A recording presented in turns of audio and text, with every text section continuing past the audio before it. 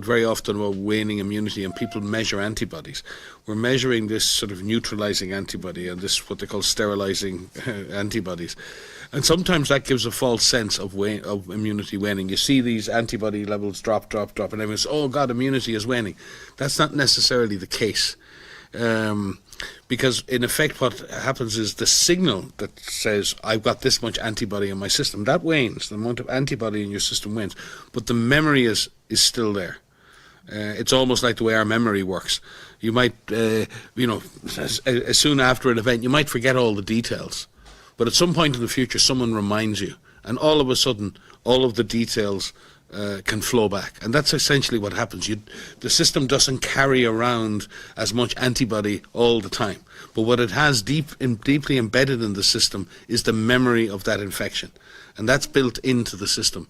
And then the system can react very quickly when the virus arrives and build up its immunity again. So in other words, there's a tremendous focus on just measuring antibody levels and neutralizing antibodies, and they're very important in sterilizing antibodies, but it isn't the full story of immunity.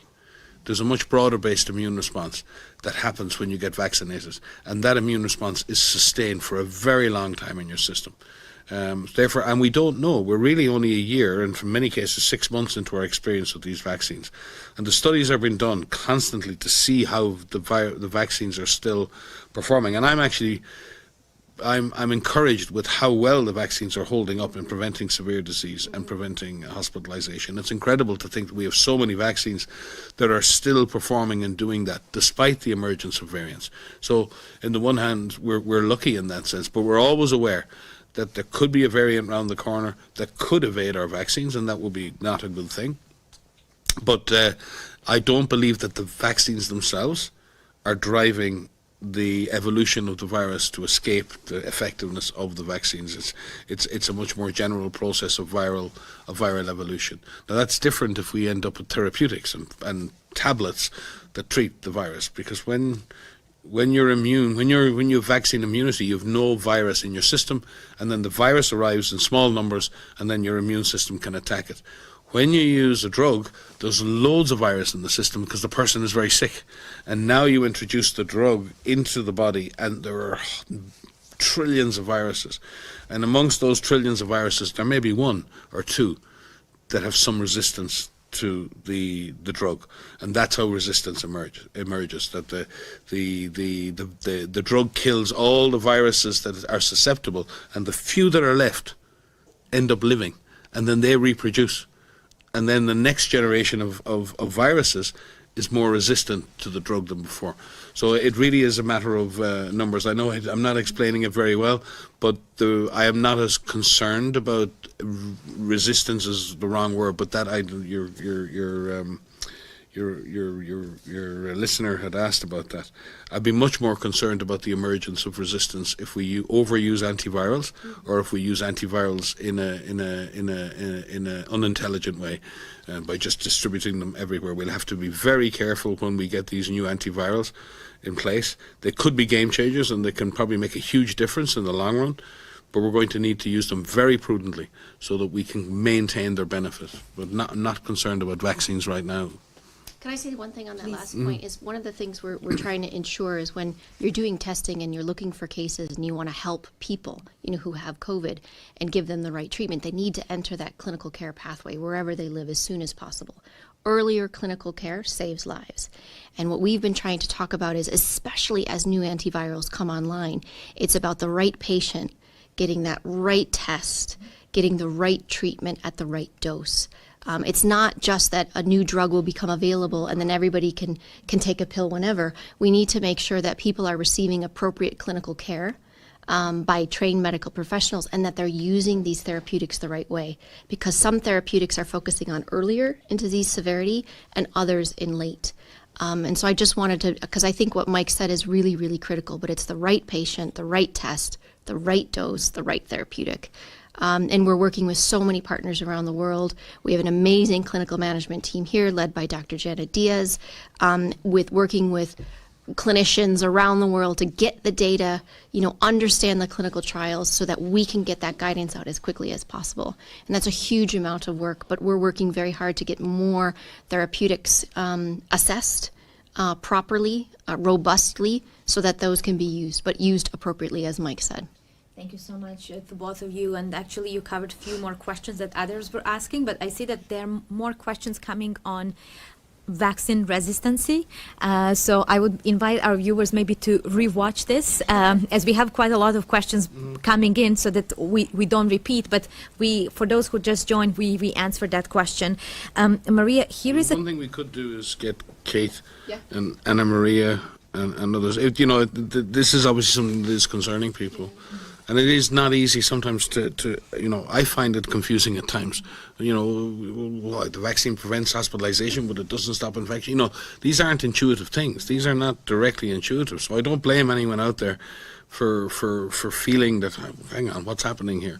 So I think it is important that we engage and find better ways to get and explain this and engage with people. So, I mean, maybe we need a master class with yourself and Kate and Anna Maria to do a special Facebook Live around this specific issue. I think it'd be worth it, because this is something we really do need people to get and to understand. We're not saying that vaccines don't work. Vaccines work. They're saving hundreds of thousands, millions of lives around the world. It's just that in the specific area around transmission, they're not 100% effective in stopping that. So therefore, we still need to keep taking basic precautions. Now, and then this whole issue of losing vaccine efficacy. Everyone's concerned about that. I'm concerned about it. I've had vaccine and I want to know it's going to work for as long as possible.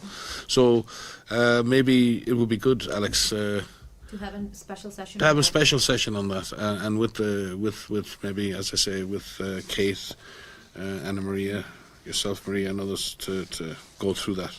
Thank you, Mike, and we'll make sure that we offer that masterclass as well to our followers.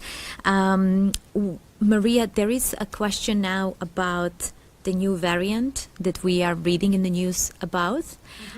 So what do we know about this new variant and how concerned you are about it? So thanks. I think what you're referring to is some of the recent media reports about this B11529. So this is a variant that has been detected and reported to us from our colleagues in South Africa. There are fewer than 100 full genome sequences that are available. We don't know very much about this yet. What we do know is that this variant has a large number of mutations. And the concern is that when you have so many mutations, it can have an impact on how the virus behaves. So right now, researchers are getting together to understand where these mutations are in the spike protein and the furin cleavage site, and what that potentially may mean for our diagnostics, our therapeutics, and our vaccines. What we need people to understand who are watching this, who are reading those news articles, that these types of variants and being detected, it's good that they are being detected. It means that we have a system in place. And I do want to thank our colleagues in South Africa who are doing incredible genomic sequencing, doing incredible research, and they're planning to do right now neutralization studies. It will take a few weeks for us to understand what impact this variant has on any potential vaccines, for example. But there's a lot of work that is underway. Our technical advisory group on virus evolution is discussing this with our colleagues in South Africa. We're also meeting again tomorrow. We're calling a special meeting to discuss this, not to cause alarm, but just because we have the system in place, we could bring these scientists together and discuss what does it mean, and also kind of set the timeline for how long it will take for us to get those answers. So right now, it's a variant that it's under monitoring. The Virus Evolution Working Group, or the TAG-VE, will discuss if it will become a variant of interest or a variant of concern, and if that's the case, then we will assign it a Greek name. But it is something to watch. And I think, besides this B11529, we need to understand, and everybody that's out there needs to understand, that the more this virus circulates, the more opportunities the virus has to change, the more mutations we will see.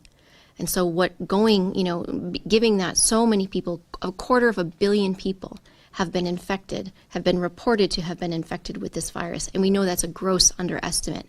If we look at seroprevalence studies around the world, which captures unrecognized infections, if you will, past infections, that number is far higher.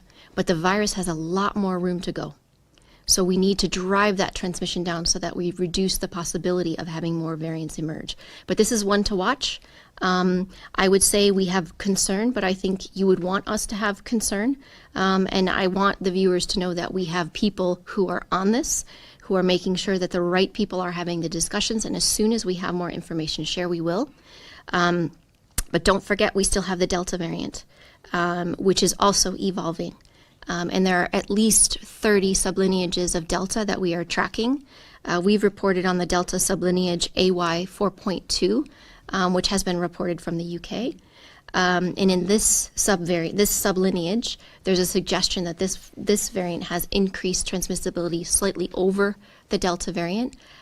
So the virus has a lot of room to change. So this is why every single one of you watching has a role to play in driving transmission down, as well as protecting yourself against severe disease and death. So get vaccinated when you can. Make sure you receive the full course of your doses, and make sure you take steps to reduce your exposure and prevent yourself from passing that virus to someone else. Thank you, Maria. Mike, would you like to compliment, please? No, I just would like to emphasize what Maria said regarding the work done in South Africa. I mean, it's the work over the last 2 years in South Africa on surveillance, on integrating genomics in this network for genomic surveillance in South Africa, and the way in which that's driven public health policy and work. I mean, it's truly outstanding. And you know, I know the Science and Innovation Council in South Africa, I think the Medical Research Council, the National Institute of Communicable Diseases, a whole range of universities, Stellenbosch and others, and others have been involved in this. This is hugely responsible science that's aimed at providing insights and information that can drive public policy, and being able to pick up signals like this early, you know, and we saw that same in the United Kingdom, two very good examples of countries that have built their public health surveillance systems, expanded their genomic surveillance, made sure that genomic surveillance feeds back in to good decision making at government level. This is exemplary use of science for public health good. But I just also caution people, as these signals generate, they're generated because these countries have in place these systems. And there could be all kinds of things happening in other countries where we don't know. So it's really important that there are no knee-jerk responses here, especially with relation to South Africa. South Africa is picking up interesting and important signals for which we're doing the proper risk assessment and risk management. Because we've seen in the past, the minute that there's any mention of any kind of variation and everyone is closing borders and restricting travel, you know, it's really important that we remain open and we remain focused on understanding and characterizing the problem, and not punishing countries for doing outstanding scientific work, and actually being open and transparent about what they're seeing and what they're finding. So I think it's really important at this point that we have that approach, that countries like the UK, countries like South Africa, who do this work openly, share it openly and transparently, that they are supported in doing that, because that's what we need. If we're going to beat this virus, we need good information. And good information will only come when people feel that they may share that information without being punished for having done so. So I think this is a really good example where we just need to be really, at this point, cautious, and we need to be grateful to our colleagues in South Africa for giving us this opportunity to understand further virus evolution. But we have not fully assessed any threat or risk associated with this variation. That remains to be seen, and the studies need to be done. So I just caution everyone to be, you know, this happens, viruses evolve, and we pick up variations. It's not the end of the world. The sky is not falling in, because there is this idea that we're just waiting for the next variant, and I don't want people to spend their lives worrying about that every day. It's not. Scientists need to worry about that, and we need to characterize those risks, and you need to trust that we will tell you if there's a significant change in risk, and then to rely, as I said, on the superb network of genomic surveillance in South Africa and the institutions that make up that network. And they're also helping the region. So the researchers in South Africa are also helping to improve sequencing across the continent. And that's something that is also to be commended. We do need better sequencing around the world. We need intelligent sequencing, not just more, but intelligent with better geographic coverage.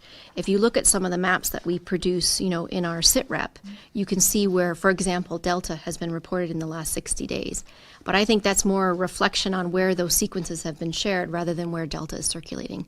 So there are a lot of partners that are around the world that are helping to improve sequencing, especially focusing on regional capacities, building regional and national capacities, and we need that to continue. This is really an important moment in terms of surveillance. There's a lot of attention to this, and now is the time to build those systems, support those systems so that they're good for SARS-CoV-2 and helping to track and monitor this virus as it evolves, but also for any future infectious pathogens that will come our way.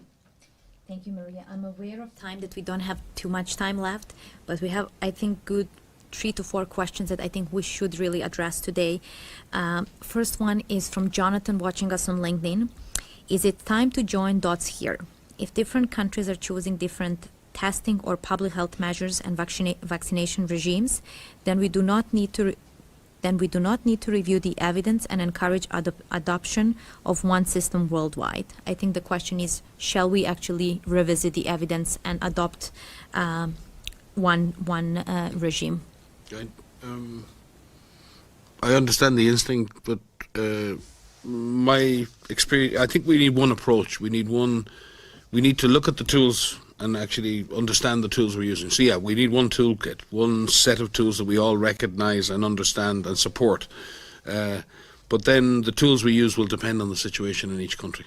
So that needs to be applied. You can't take an approach here in Geneva and say this is going to work everywhere, every month, in every geographic situation, in every social situation.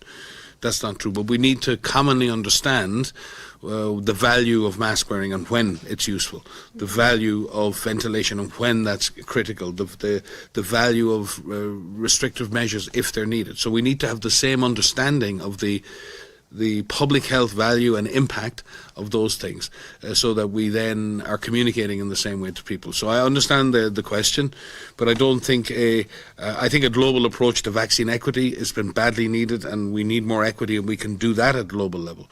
I think the research and development that is being done has been done in a very coordinated way. We can have a common understanding of what's happening in the world, and we really do thank everyone and all the people around the world, all the governments, all the institutions that share with us every single day data on the pandemic. And we have our, as you said, the weekly EPI report and other products that push that information back to all our partners around the world, including the public. But no, I don't think you can say the solution here is just to impose one. For example, some countries have populations that are quite young and not too many people in the vulnerable age groups. Some countries have older, many older population, with many of the older population in long-term care facilities. That's time bomb in some countries if you don't have high vaccination levels. So the priorities also change and differ. And as Maria said, we need to focus, I think, in terms of, rather than bringing in that kind of draconian approach, is to focus on what we need to fix in each country. And I would say, you said it earlier, we need to find every single person who's unvaccinated, particularly those individuals in older age groups with underlying conditions, and try and convince those people to be vaccinated. We should be doing that worldwide, no matter what country we're in, right? Mm-hmm. We should be ensuring that all health workers are vaccinated and that every health worker has access to proper protective equipment. That should be a worldwide principle. We need to have worldwide surveillance that continues to look for genetic differences in the virus, so genomic surveillance everywhere, and to share that technology everywhere, so we have a common understanding of what's happening in the world. Yes, if it's a global regime, that kind of thing, but the idea that we can have one approach everywhere all the time, I don't think so, Maria. But I think you're exactly right, and I think what we're trying to support countries in doing is having a tailored response based on the situation in terms of the EPI and their population, the social contract that leaders have with their communities, as well as their capacities. And that needs to adjust, because the virus is very dynamic. Once the virus is circulating, it doesn't mean that it's going to circulate at that intensity all the time. So the layers, as I was mentioning before, as you apply certain layers of response, those can be adjusted and lifted, but that has to be done slowly. And what we also advise is it isn't just you need a national plan, but it needs to be implemented at the most local level possible. So we know what tools work. I mean, we know vaccines work against preventing severe disease and death. We know that masks work against preventing onwards transmission. We know that improving ventilation helps prevent the spread in enclosed settings. We know that physical distancing reduces the opportunity for me, if I were infected, to infect you, but and so on, cleaning your hands. But we know when you add those in combination with each other, you're adding more and more protective layers. So it really does depend on the circulation around, and then, we tailor that approach as necessary. Thank you, Maria. We know that Dr. Mike Ryan has another commitment. If I can jump out, and I'll leave you with Maria, and I can do it without making too much noise. Is there any last question you'd like Maybe to ask me? just the last question is because it's related to the special session of the World Health Assembly that we'll have. Jaya Kumar is asking, kindly confirm what are the precautionary measures to be taken by every country for any future pandemic through different sources of viruses? What are the most effective preventive system that can be made by countries well in advance to protect people from any type of future pandemic? Easy question. That's a good question. I wish I had 14 hours to talk to you, but not 4 seconds. Maybe we need a special session on that. It's the right question. That's what the member states are coming together for the first time. It's only the second time in the history of WHO in 70 years that there's an extraordinary World Health Assembly. And all the nations of the world are going to get together on Monday, and they're going to talk about exactly that. How do we put in place a framework to prepare for and prevent the next pandemic? Number one, we can stop some of these things breaching the species barrier. So some of the management of risk we have to do is in the animal side, in the environment. In fact, our best protection may not be on the human side. Our best protection may be on the other side of that barrier, in terms of managing our planet better, managing our biome better, identifying risks in nature so they don't cross over the barriers, protecting those barriers so that we don't create holes in that natural barrier by what we do in terms of trade and everything else. We can do a lot more to increase our ability to detect early and contain these diseases early, to share information, biologic samples. We can do a lot more to accelerate research, development and innovation and share the results of that more equitably. So in each and every one of those phases, we can make our health systems much more ready and resilient and fast and flexible. All of that can be achieved, but it can't be achieved unless the member states and organizations around the world come together and define how are we going to do that? What's the plan? How are we going to govern that? How are we going to finance that? And what are these priority systems we need to develop? We need a roadmap. We need a game plan, and we need a new game plan, and we need it quickly because the next pandemic may not be that far down the line, and that's what that meeting is about next week. And my quote of the day, I've used it a couple of times today because I think it's so profound. Abraham Lincoln once said, a great leader historically in the world, he once said, if you want to predict the future, you must create it. So the best way to predict the future is to create it. I think that's exactly what he said. The best way to predict the future is to create it. So if we want control of the future, we want control of our health, control of the risks that we face, then we need to create a future in which those risks are reduced and we have control over viruses and not them over us. And that's not just going to take a week or a month. It's going to take a decade. It's going to take a generation to do that, no more than with climate. But there are things we need to do now, like with climate change, and there are things we need to do over 5 years and over 10 and over 20. My fear is, if we don't take the first steps, if we say, well, we'll come back to this next year or the year after, then we'll have forgotten. So next week is really important. This is really the biggest chance that our member states, 194 states from all over the world, are going to come together and discuss one topic only, this topic. So citizens out there, time to tell your leaders what you want from this meeting next week, because it's an important one. Thank you, Mike. This was a great way for you to end this conversation, and we're also inviting everyone to watch the discussion. It will be live streamed on our website Monday to Wednesday. If you want to see what the health leaders of the world will be discussing and what will be their agreement for the way forward. But I think, Maria, you had something to add as well. Just very briefly to say that, we really do have an opportunity right now, as Mike was saying. And I think you've heard us talk quite a lot before about the world is going through something incredibly traumatic right now, and incredibly painful and difficult. And now is the time to make those changes. Now is the time, while that trauma is fresh, and of course we hope that this ends as soon as possible, now is the time to make those changes. Because if we don't make those changes now, we will move on to the next crisis. And there are plenty of other crises that are out there. But for COVID-19, this is a global problem and we need global solutions, but there are solutions. And I think, people worry, and I understand the worry, but I think they should also be hopeful because we have those tools. We have vaccines as part of our toolkit, but they have to reach everybody who needs them, particularly those who are most at risk. We have masks that are widely available now that prevent the onward spread. People have access to good hand hygiene and they can clean their hands, which do help for COVID-19, but also other infectious pathogens that are out there. We know that distancing works. We know that we can get kids back to school by making sure that the right provisions are in place, that we can support people to work from home. We know that surveillance and testing and good clinical care, these are tools that are part of our toolkit, but we need to strengthen them now. We can't wait for this to be over and then say, okay, what should we do? I don't want to hear any more lessons learned. We have books and reports of lessons learned, and we're grateful for those, don't get me wrong. But now let's make those changes, and let's make those course corrections now. So next week is a huge opportunity for health leaders to come together, led by Dr. Tedros, and brilliant people like Mike. Thank God for him. But we really, really do need to make these changes, because if we don't do it now, when will we? Thank you, Maria, and I'm glad you actually brought back the precautionary measures, because we got a few questions on that, and I couldn't finish this conversation until we clarify. So Mark Trezise, who is watching us from Facebook, is asking, is it safe for fully vaccinated people to gather without wearing masks or social distancing? Well, it depends on where you live. As vaccination increases, it does reduce the opportunity to get infected and pass the virus on.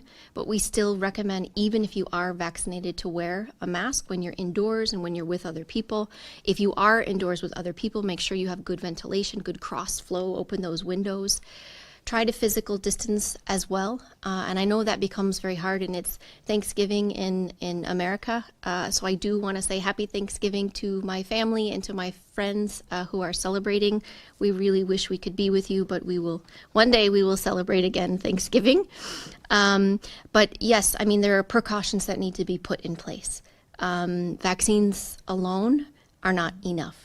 So what we recommend is vaccines and not vaccines only. So please continue to just be cautious and take measures to keep you. It's not just about you. So even if you are vaccinated, you may be with other people who aren't. And if that person is in a vulnerable category, they do have a higher risk of dying if they were to be infected. So get vaccinated for you. Put in, wear your mask for you, but also for others. Thank you, Maria. And I would just join in to say happy Thanksgiving to you, your family, but also to everyone celebrating today. And I hope you are taking the precautionary measures to celebrate safely. And there was another question as well from someone else asking about mass gatherings and whether we still, despite vaccination, we should be, if we go to a sports match or other mass gathering, be all wearing masks to reduce the risk, as obviously people are crowded in such settings. Yeah, so we when advise, when there are gatherings that are taking place, to do a risk assessment, where is the event, how many people will be there, what precautions are in place in terms of distancing, is it indoors or outdoors, will there be a test requirement, are you requiring vaccination, will people need masks? And again, the comment is really about the fact that vaccines don't prevent all infections and don't prevent all transmissions. So that's why we continue to advise, even if you are vaccinated, to continue to wear your mask when you're with others. And this is for now. This is not forever. It won't be like this forever. I promise it won't be like this forever.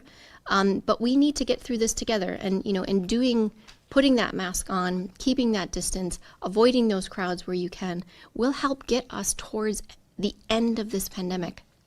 Unfortunately, we have quite a ways to go with the current situation that we are in, and so we need everyone to play their part. Thank you, Maria. And some were asking why us here in this room are not wearing a mask. So we are in ventilated room, quite well ventilated room. We are also keeping the distance. So this is not a crowded environment. And yes, we are fully vaccinated, but that's not the only reason. It's other precautionary measures that we are taking in place. And last maybe note to end on today, this is why I'm wearing orange. It's an International Day of Elimination of Violence Against Women. 1 in 3 women around the world experience violence, domestic violence, and we've seen many reports that during the pandemic there were even more experiences faced. So Maria, maybe as a last message today, how we can all be part of the solution to support survivors and also to help end violence. I mean, I think you even answered it as you asked the question. I think we all have to stand up to end violence. The statistic that you read, 1 in 3 women globally experience violence, that has increased during this pandemic. With women having to stay home, with the stay-at-home measures that are in place, not only for women but for partners and also children. So it's been quite a dangerous time for many, and we cannot lose sight of that. There are support systems that are in place.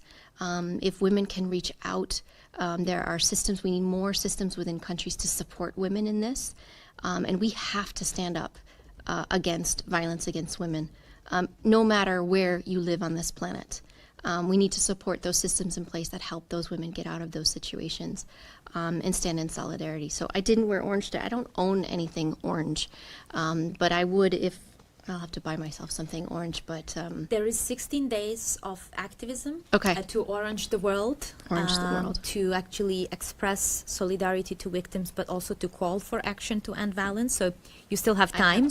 I thank all our viewers from Rwanda, Bangladesh, Pakistan, Switzerland, Serbia, my country, Spain, Cuba, Peru, Slovakia, Costa Rica, Argentina, Turkey, New Zealand, Belgium, and many other countries for watching us today, for really all great questions. We apologize for not taking them all, but we do our best really to provide you with all answers or to organize more special sessions, as Mike suggested, to go maybe into deep dive on particular subject. Follow our channels next week in particular for the special session of the World Health Assembly. And also for any updates on new variants or any other health issues. Thank you and goodbye.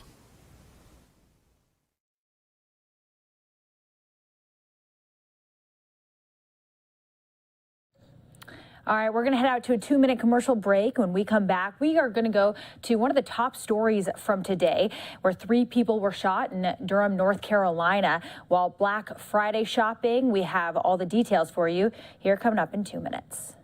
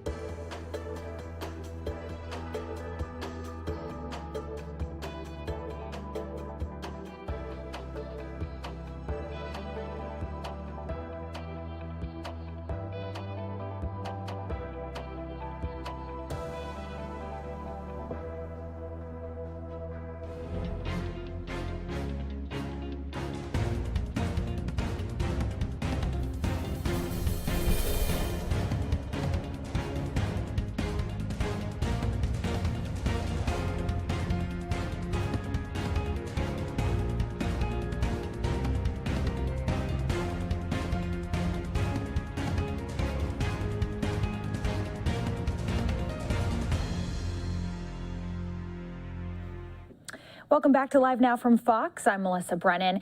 We're going to head into some of our top stories from earlier today. One involving 3 people shot at a mall in Durham, North Carolina. Among the 3 people shot was a 10-year-old. The mall was the South Point Mall in Durham. 3 others were injured during a chaotic evacuation. That is according to local police. We're going to go out to the press conference from earlier. At approximately 3:23 p.m. This afternoon, Durham police officers that were working off duty inside of the mall, side of here at South Point, requested assistance after hearing a sound of shots coming from within the mall. As a result, the mall was placed on a complete lockdown. The responding officers discovered that 3 people had been shot. Preliminary investigation has shown this, that the shooting that occurred today occurred between 2 groups that knew each other. Those individuals following the shooting, the majority of them fled. However, we have 1 person that is being detained, and we do have several witnesses. The 3 individuals, one of those is a 10-year-old juvenile. And they were transported to the hospital with non-life-threatening injuries. They were injured as a result of a ricochet from one of the rounds. So, you know, certainly shootings in this city have got to stop. It's got to stop. It's got to stop. I want to thank obviously the men and women of the Durham Police Department who responded so promptly and acted with valor today. The Durham County Sheriff's Office, the North Carolina State Highway Patrol who have responded to assist us as well, Emergency Management, Durham County Fire and EMS, as well as, and always will be wonderful partners, our South Point Mall security and management team. So at this point in time, I'm happy to open it up for a few questions. Chief Keely Arthur with WRL News. Yes. We're hearing reports of a woman who was pregnant that was trampled. Do you have any update on that? So I don't know. I have not heard that specifically. I know that did happen with the previous incident that happened here. However, I have not gotten that report. I know that we had 3 people that I know of at this point in time that were injured, that have all been treated or taken to the hospital, but I have not heard of someone that's pregnant just yet. The 3 people that were injured, were those the ones that were shot, or those were 3 additional people that were hurt in the evacuation? Yeah, so let me clarify. So we had 3 people that were shot, and then we had an additional 3 people that were injured during the evacuation. Those 3 people who were shot, you mentioned the 10-year-old. Was the 10-year-old a bystander, or was the 10-year-old part of the group that knew each other? I don't know that yet. I don't know that yet. What do we know about the people? You said that these are groups of people that know each other, so this was not an active kind of domestic terror or anything like that? Absolutely not. Absolutely not. These people, this group of people, I'm sorry for hitting your microphone, they actually did know each other, so they were familiar with each other. So this is not, you know, when we talk about active assailant, right, this is not a situation where someone came into the mall and indiscriminately just began firing. Where in the mall did it's this section of the mall, I think it'd be the southern corner of the mall.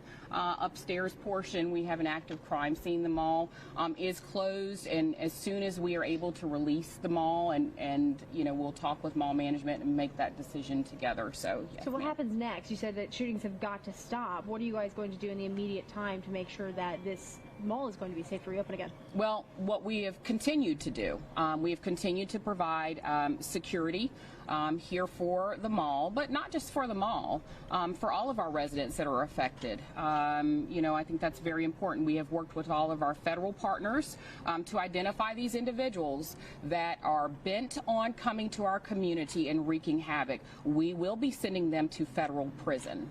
Chief, we have video of a person in handcuffs. What can you tell us about the people who have been arrested? Is there anyone that still needs to be arrested? And what about any recovering of weapons? Sure. So right now, I know for sure we have one weapon that was recovered. There are several people that we want to be able to locate and speak with. I do not have descriptions on those folks just yet. Once we have a description on them, we'll be sure to get that out to you. You know, we will be making several arrests, I'm certain, during the course of this investigation, but we'll keep you posted. So, but again, thank you all so much for being here tonight. If we have anything more significant, aside from what I've just told you, I'm happy to come out. However, at this point in time, I do not foresee any further on-camera It's a interviews busy right shopping now. weekend. Should It is. people feel safe to come back Absolutely, here absolutely.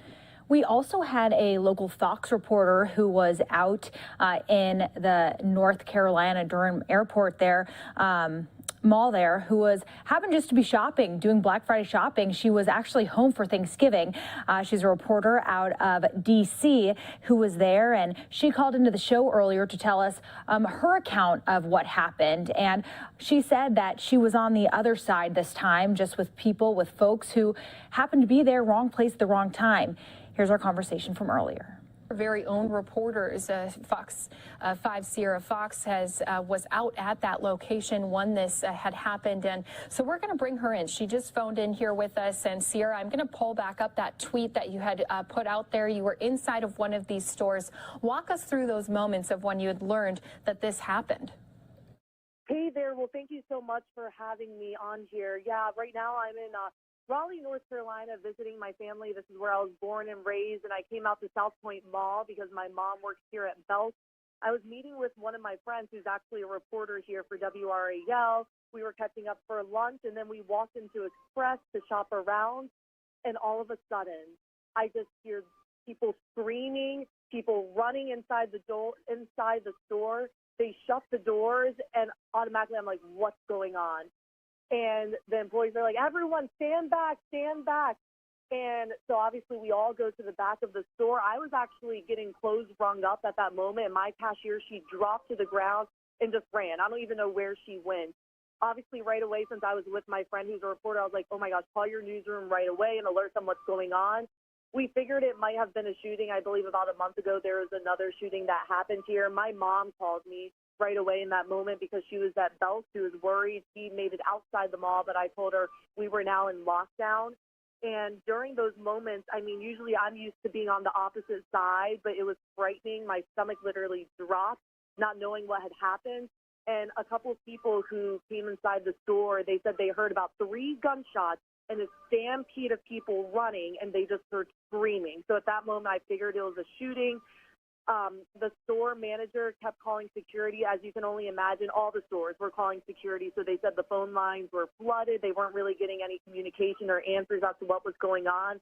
After about 15 minutes, they said that there was a shooting that happened, and that they were looking for the shooter at that time. So they asked all of us to still stay in place. I was in there for about 30 minutes, and then the store manager said, hey, everyone, police are now here. We still have to hang tight. And then about 10 minutes after that, they said, all right, everyone, quietly in a single file line, you can exit the store. And we had police escorts there. We walked throughout the mall in a single file line. You can see all the stores were pretty much shut down. The mall is now closed for the rest of the day. And it was just so interesting to see as we were walking. You could see Starbucks cups on the ground spilled, signs knocked over, clearly that, people were just frantic and ran out of the mall during those moments. And when we went outside, I actually saw a woman. Her face was bloody, and she was in a stretcher being pulled away in an ambulance. And that was just so frightening to see. According to WRAL, the local news station here, one person was shot. They're still waiting to get more information about why, what exactly happened, but we do know that the suspect is still out there. And Sierra, just knowing that, this isn't where you usually are reporting from, but you were out there. Let's just talk about, too, how busy the mall was ahead of this situation unfolding. Because as you mentioned, Black Friday shopping, that's what you were doing with a friend. And I'm sure many families out there doing the exact same. Yeah, this is a tradition for so many families. I saw families smiling. They were wearing matching outfits. People had tons of bags in their hands. This is a day you look forward to just for fun, and especially with COVID being horrible last year, and we're still in the pandemic, but people are really looking forward to this year because, things are looking onto the horizon. And it's just unfortunate that a situation like this would happen on the busiest shopping day of the year and just create chaos. And this happened around 4 o'clock this evening, and the malls were going to stay open. They stay open until, I believe, midnight. I know I spoke with some store workers who said they were going to be here until midnight tonight, so it was going to be a long night, and instead the mall is now shut down for the rest of the day. So it's just really sad and scary that whoever did this and is behind this did this, but any day it's horrible, but especially on a day like this when there are so many people at the mall. It was crowded. Me and my friend were actually going to eat at a restaurant. It was like an hour-long wait. The food court was packed. All the stores were pretty much shoulder to shoulder with people. So, in a situation like that, that makes it even more difficult to leave or move and run and get out of the mall. And in those moments, I didn't even know what to do. I was like, do I just stay inside the store in the back or should I try to escape and get out? But at that point, you just realize you don't know where the shooter is or what's happening outside in the mall. So it's just best to stay put where you are. But definitely frightening, especially on this day, Black Friday. I mean, the mall is packed and was packed. Right. And I just want to kind of re-show people as our chopper was leaving, just going to replay some of that video of that parking lot scene. How is it now trying to exit that area? Because we know that this is only going to continue to be a heavily policed area, especially as you said, they haven't been able to apprehend the person who is at fault here. Exactly. Yeah, I'm across the street from the mall right now, but about 15 minutes ago when I was there, there's still a huge police presence. Basically at every entrance, there's police cars, ambulance, fire and EMS, and there's still people who are waiting for their loved ones, actually. I guess my store, I was in Express, we got out early, and we were one of the first stores to be escorted out, but each individual store had a police officer walk them out, so that takes time in a situation like this. And I saw some family members freaking out. And I saw a dad and a daughter. She was crying, and he was crying because I guess they got separated. Black Friday, the dad might want to go to GameStop, right? And the daughter might want to go to Claire's. And so, you're not always right there with your family. And in this situation, a lot of people got split up. So there, I saw a lot of, reunifications outside the mall. And from the distance I can see right now, I still see those flashing lights. There's a lot of traffic. It's very difficult to get out of the mall. And, of course, anyone who's trying to get into the mall, it's closed for the rest of the day, so you won't be able to get in. But law enforcement, I have to say, they have done such a great job at staying calm and collected and really helping everyone in this situation because it is frightening and everyone handles situations like this differently. Some were, more freaked out than others. But, there's still a lot of people outside the mall, too, because especially teenagers, they get dropped off here, so their parents weren't even here with them. And so they're waiting for rides to get picked up. Of course, like I said, it's very difficult to get inside the mall right now. There's a lot of traffic. Right. And finally, Sierra, I just want to ask, since this isn't the first time police have been called out here to this location for, shots fired, now hearing that there was officially one person who has been confirmed shot here in South Point. How does that make people like your mom feel, returning to this mall where now we've had a couple situations in a row happen?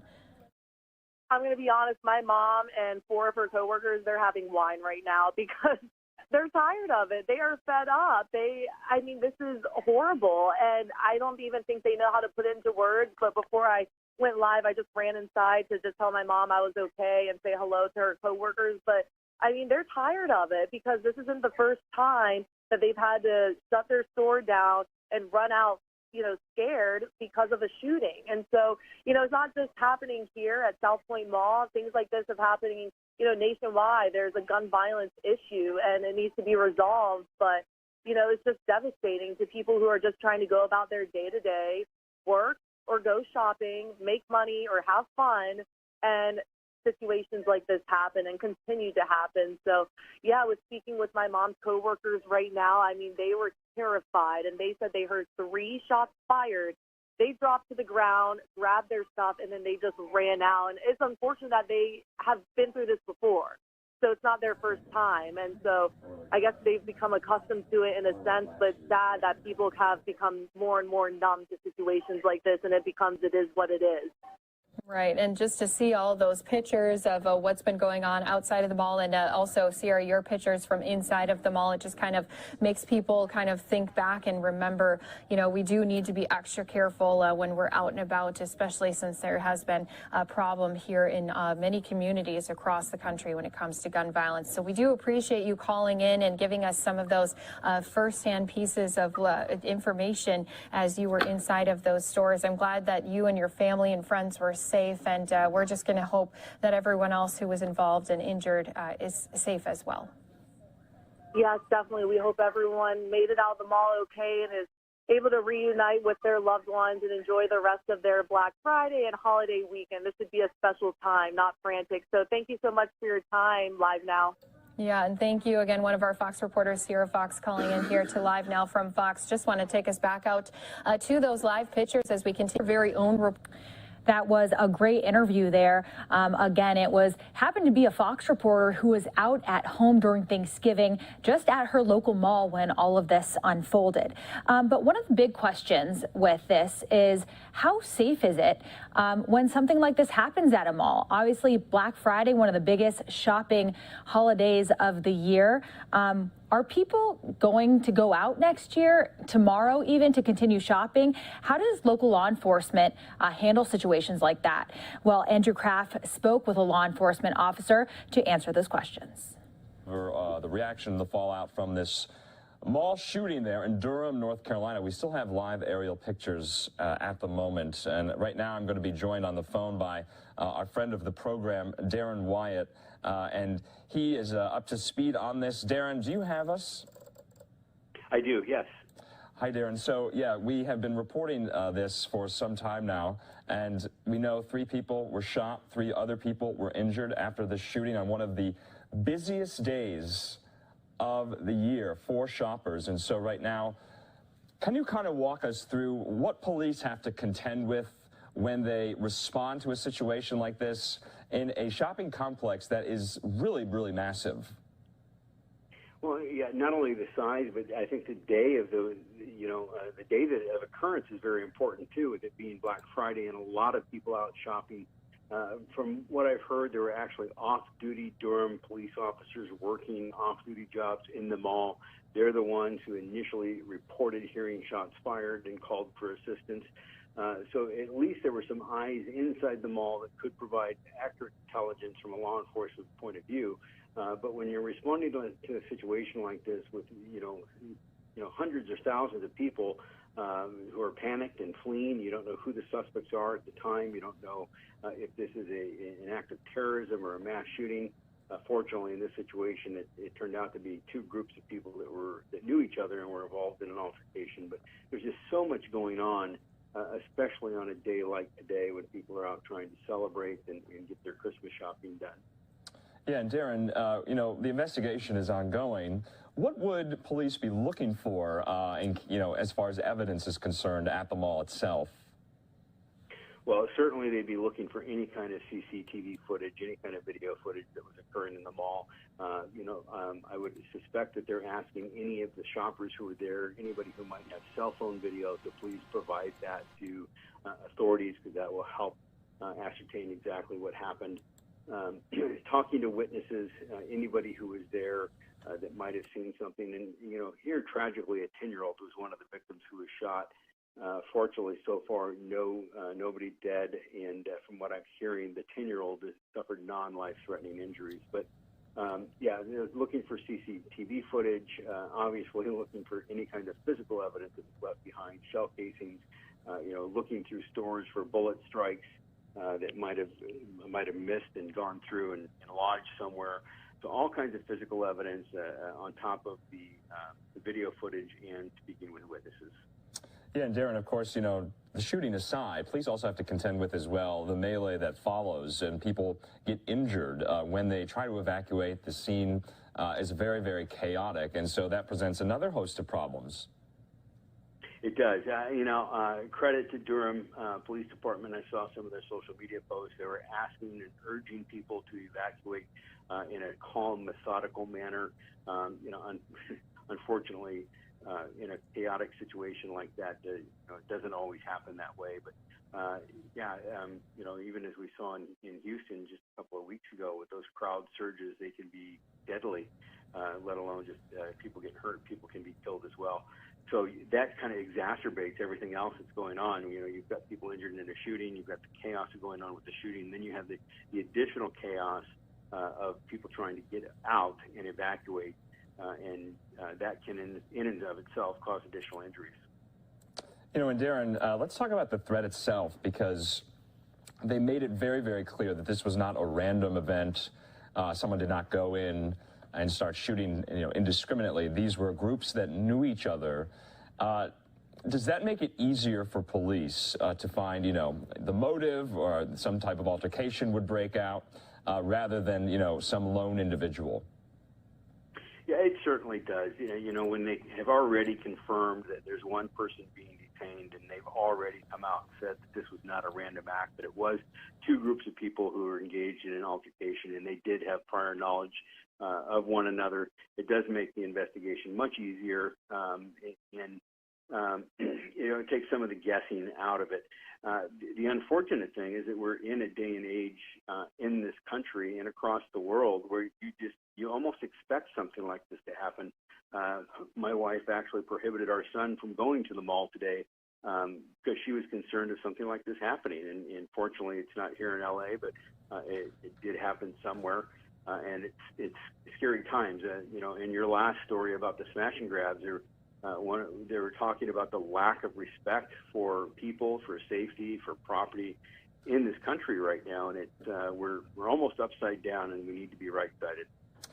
While I have you, Darren, let's talk about that. I know we're looking at live pictures from overhead of the mall, the South Point Mall in Durham, but throughout the whole week we've been covering those smash and grabs in Northern and Southern California, where you are.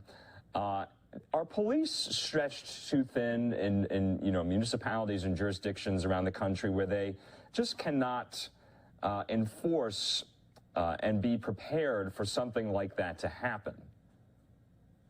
Well, I think it goes beyond that. I think that trying not to get too political, but we have some prosecutors, some elected officials in Los Angeles County District Attorney's Office who have made a point to not file criminal charges on certain crimes, and I think that we're seeing criminals be emboldened by that, and as well as you have the constant cry of the defund the police. I think that the criminal element of society is taking advantage of that, and until we turn it around, we're going to see that increase. And it's not just the property crimes, but crimes of violence are up as well. The number of homicides, the number of shootings, even where somebody's not killed, all of that violent crime is on the rise, and we're in a sad state of affairs. Yeah, and Darren, this was Black Friday, the busiest shopping day of the year. For people who want to go back into a mall and they don't want to have to face this, because we heard from the police chief that, yes, go shopping once the mall is back open, but for many Americans, they see these pictures today, and like you were saying, they don't feel safe. No, they don't, and I think that it's in everybody's mind all the time, is when is the next mass event going to occur, and how can we prepare for it? How can we protect ourselves? And there's no real good answer for people right now in the state that we're in. I really wish that I could give people an answer. I would tell you to try and live your lives as normally as possible, but be vigilant. Continue to look at your surroundings, make sure that you're paying attention and that you're not distracted by your cell phone or texting or something else as you're walking through the mall. Just have a heightened level of vigilance while you're out in public. And just lastly for you, Darren, we heard from the police chief, Patrice Andrews, there in Durham, and she had said that they had, placed extra security at the mall just for today. And it kind of, raises the question, was it enough, and did it help? What do you make of the police response, if you've looked into it at all? Well, how can you ever answer, is it enough? I mean, a department could place the entire department there and not respond to calls for service throughout the city, right? And you still might not be able to prevent something like this. If there is somebody who is ill-intentioned and is prepared to carry out an act of violence, there's very, very little you can do to prevent it from happening. Absent having magnetometers or metal detectors or some kind of a device at the entrances to all of these malls, which who knows, maybe we're coming to that point in this country where you'll start seeing that occur. But absent that, I don't know what you can do to make sure that you 100% prevent it. Another thing is, you hear the mantra all the time: see something, say something. So, it's incumbent upon the citizenry of this country to be vigilant, to watch, and if they see something that looks out of the norm, to call law enforcement. That is one way to get a jump on things. But somebody who is ill-intentioned and is prepared to carry out some kind of act of violence, it's hard to stop them. The greater response is actually responding to it and trying to make an arrest now. Yeah, of course, and one person is in custody. We'll be continuing to follow if there are any more arrests made in this breaking news story out of Durham, North Carolina this afternoon, where 3 were shot at this mall there and 3 were injured. Darren Wyatt, police practices expert, we always appreciate your time. Have a great Thanksgiving weekend. Thanks, guys. You too. Take care. Another great interview there by our very own Andrew Kraft. And of course, reiterating what he just said, if you see something, say something. That is the message, of course, as you're shopping in these malls throughout the holiday season. We're going to take a 2-minute commercial break. When we come back, we've got more retail news for you all across the country. We'll see you in 2.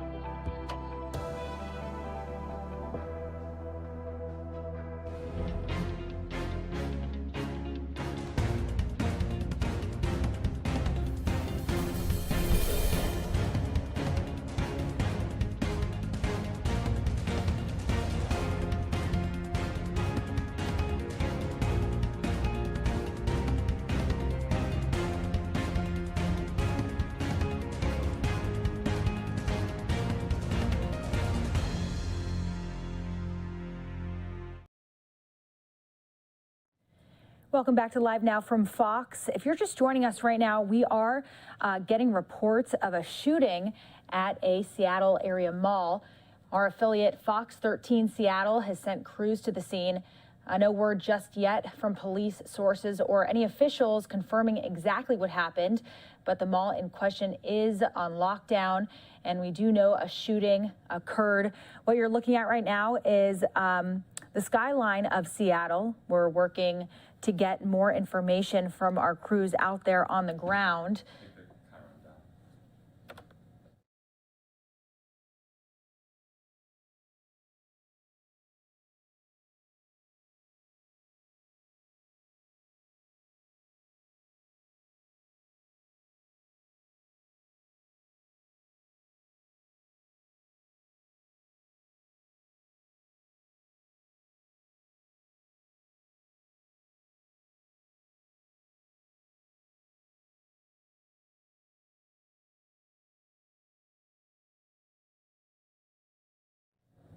What you're looking at right now is some live pictures of the Seattle area there in downtown. We're working with sources on the ground, or Fox 13 sources. They've sent crews to the scene. Now, no word just yet from police sources or officials confirming exactly what happened, but the mall in question is on lockdown and a shooting did occur. We're going to stay on these live pictures in hopes that we get more information here.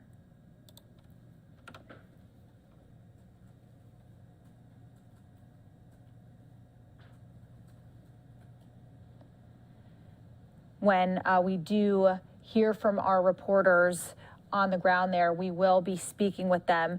So make sure to stay here with us as this is developing news. This is all the information that we have at the moment. Hopefully we'll get a police confirmation shortly. Again, there are reports of a shooting at a Seattle area mall. You're looking at the downtown area right now.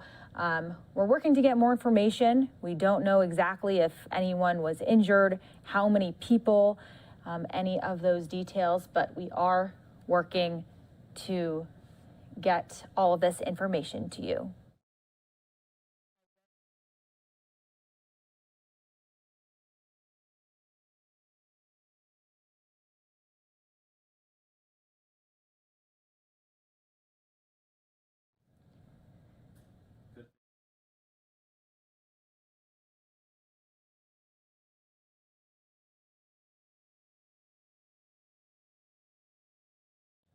All right, we are going to stay on top of this for you.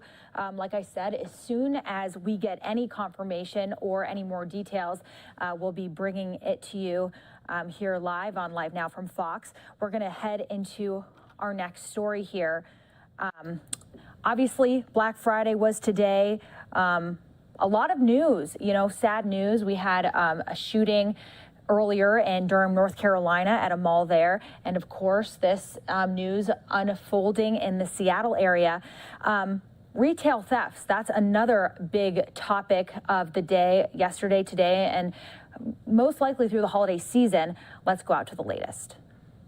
'Tis the season for thieves to ransack stores, grab as much as they can carry, and resell the stolen loot online. I probably saw 50 to 80 people in like ski masks, crowbars, like a bunch of weapons. They were looting the Nordstrom right here. From Chicago to Los Angeles, from high-end retailers like Louis Vuitton to neighborhood pharmacies, packs of young adults are overwhelming employees, smashing display cases, clearing shelves, then running out to getaway cars. Every detail carefully planned to push millions in stolen goods out through third-party sellers in time for the holidays. After the looting spree in San Francisco last weekend, the governor is promising an aggressive response. We need to investigate these crimes. We need to break up these crime rings. And we need to make an example out of these folks. Industry leaders say San Francisco is the epicenter of organized retail crime, a growing problem that costs American retailers $68 billion a year. Critics say nothing will change without vigorous prosecutions and the repeal of a California law that classifies theft of under $950 as a misdemeanor. And there is no fear of any type of repercussions. So people are coming into the city and just causing havoc, knowing that they can get away with it. San Francisco's DA has filed charges against 9 suspects arrested last Friday, and the investigation continues. But for many retailers struggling to recover from the pandemic, the shoplifting epidemic is a 1-2-3 punch. When you have the domino effect of COVID and the supply chain crisis, it really puts a pressure on us to keep our customers safe, to service our customers, and to do business in certain parts of the country. At shopping malls across the country, police are beefing up patrols, even as they warn more of these smash and grabs could happen, driven by holiday shopping and the online demand for good deals on luxury items. In Walnut Creek, California, Claudia Cowan, Fox News. And our very own Mike Page spoke with the president of the California Retailers Association just on this topic earlier today. Here's that conversation. We were talking all about these California smash and grabs that are happening at so many retail shops in California, and we were getting some perspective on that right now. And joining us is Rachel Michelin with the California Retailers Association. Thank you again for joining us. And let's just restart here. Just what are retailers unfortunately saying about all this? You know, they're shocked. We've never seen anything like this before. And I think our first priority is the safety of our employees and our customers. And when you see these organized gangs coming in, 20, 30, 80, 90 at a time with these smash and grabs, it really, we're trying to do everything we can to protect the safety of everyone in the stores. Absolutely. And are you getting a sense of just how this is all being organized? I mean, is it on social media? Is it on different accounts where, I mean, how are they organizing 50, 80 people to come out and do this horrible stuff? No, I don't know this for sure. I have not yet. I have calls all next week with local law enforcement and the CHP, but, my gut is that, yes, it has to be via social media in order to get this coordinated effort of 90 plus people showing up at one store, knowing exactly what items to go after. These are very coordinated. And how do they coordinate? Via social media. So we really need also the social media platforms to now become part of the solution with us, so that we can make sure that we can keep this from happening in the future. Yeah, and the fear is for some, a retailer might say, you know what, enough is enough. I just don't want to keep going through this. You would put up the glass once again, you put in new merchandise, and then for it to happen maybe again. So what are some ways that your group is trying to keep calm with these retailers and making sure that everything is going to be okay for them? So, we've been dealing with this for a while in San Francisco. We saw some of these smash and grabs starting, earlier this summer with Neiman Marcus. So that was kind of the beginning. So we've been very active there. But I'll tell you that when you start looking at the cost of what these retailers are putting in for extra security, they do start making those calculations. And you saw in San Francisco, 5 retailers decided to close 5 of their stores due to retail theft. So we continue, we're advocating, like I said, we're working with the governor's office, we're asking for additional funding, we're working with the state legislature, with the attorney general's office, with CHP and local law enforcement. And we're just trying to lead on this issue and try to get everyone at the table, have some conversations that may not be comfortable, because frankly, I think in California, we need to start looking at what are the consequences for this behavior. And for many years, a lot of people got away with these types of crimes without any consequence. And now we're seeing what's happening with these smash and grabs. So, my fear is I think some of the bigger national brands can continue to invest in security.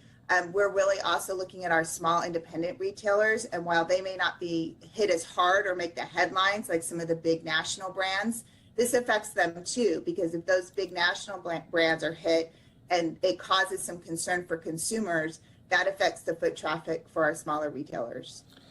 And have we seen this in California within the last 18 months more? Have you been seeing this just more surge? Is it because, frankly, if you look back at the last 18 months or so, we've had this now culture of defund the police movements, not only in California but across the country. Is there some kind of relation to that? I mean, if people are yelling in the streets, defund the police, and then they feel like, well, maybe it's just okay for us to keep doing this because nothing's going to happen to us. Prosecution isn't going to happen. It doesn't seem like they want to prosecute a lot of these things. I come from Chicago, and it seems like the Cook County prosecutor there, it's very hard to get prosecution. So do you find this relation here?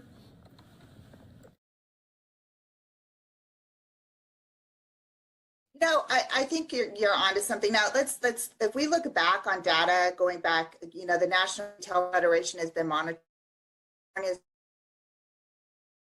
top 3 cities in the top 10 for organized retail crime. So we're big, right? California, we're the 5th largest economy in the world, largest retail market in the nation. So of course we're going to have some more issues here in the state. But I do think that over the last 18 months, All right, we're going to break in here now. We brought to you earlier that we had reports of a shooting in a mall in the Tacoma, Seattle, Washington area. We are now having live pictures from the ground. As you can see here, a lot of police surrounding this scene right here. So what we know so far is our affiliate Fox 13 Seattle has sent crews to the scene. Now, no word just yet from police sources or officials confirming exactly what happened, but the mall in question is on lockdown and a shooting did occur. We don't know how many people were shot. We don't know how many people were injured, any suspects, but this is a view right there on the ground. Of course, when our reporters do get out there, we will be talking to them.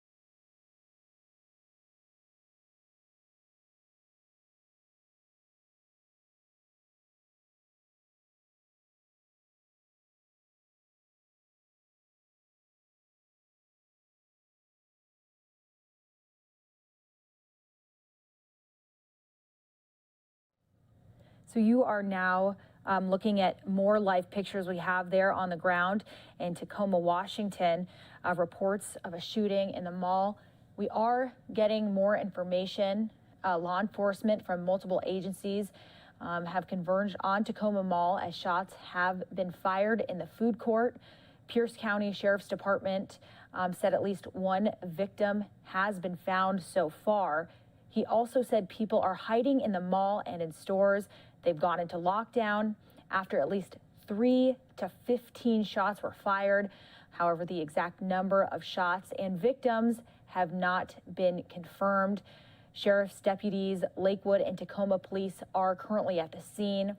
It's not known just yet what led to the gunfire that you can see there at the mall. Again, these are live pictures out in Tacoma, Washington. No suspects, we believe, that are in custody right now. We're just learning this information. This is all coming down. You're looking at it live.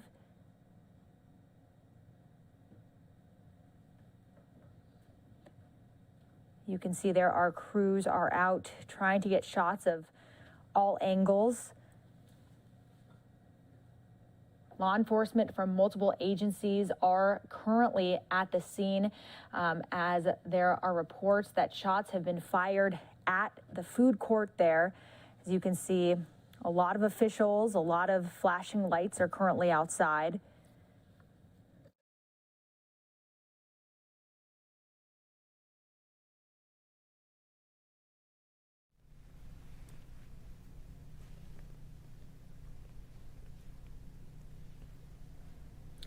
All right, again, you are looking at live pictures.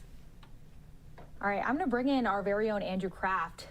He's looking at these pictures as well.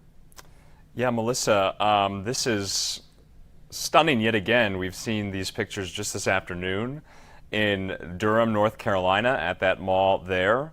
But now we're looking at yet another incident, this time in the Pacific Northwest, in Tacoma, Washington, the Seattle-Tacoma area, where we just got these pictures. We have about 2 shots right now. You're looking at them as we are live. And reports of this shooting at this mall. I think it's called the Tacoma Park Mall. And so, of course, like we've been saying, this is the busiest shopping day of the year. This is Black Friday. And so, sorry about that. We just lost that shot. We got to take it. And, bear with us here. It looks like we lost both those shots. And these move around all the time. Remember, this is a very fluid scene here. Our reporters are on the ground. They're getting their cameras situated or set up. So bear with us. They're going to stabilize their shot as they move around.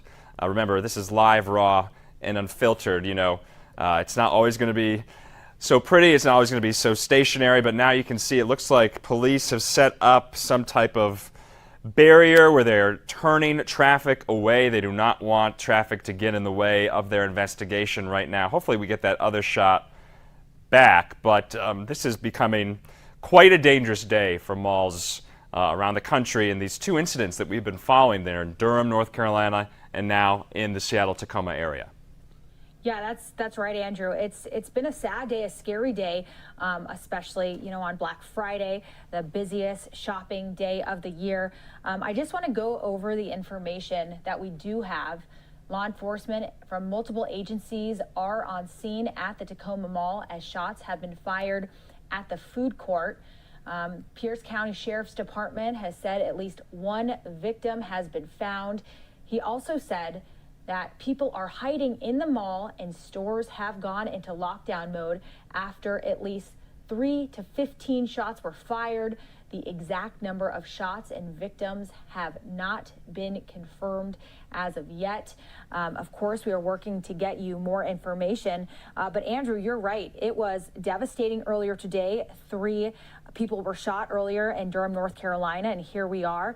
We don't know how many people were shot. We don't know how many people were injured. But as you can see on your screen, a lot of response. Yeah, it looks to be a very large police presence. So far, it's about almost 8:20 there on the West Coast on this Friday night.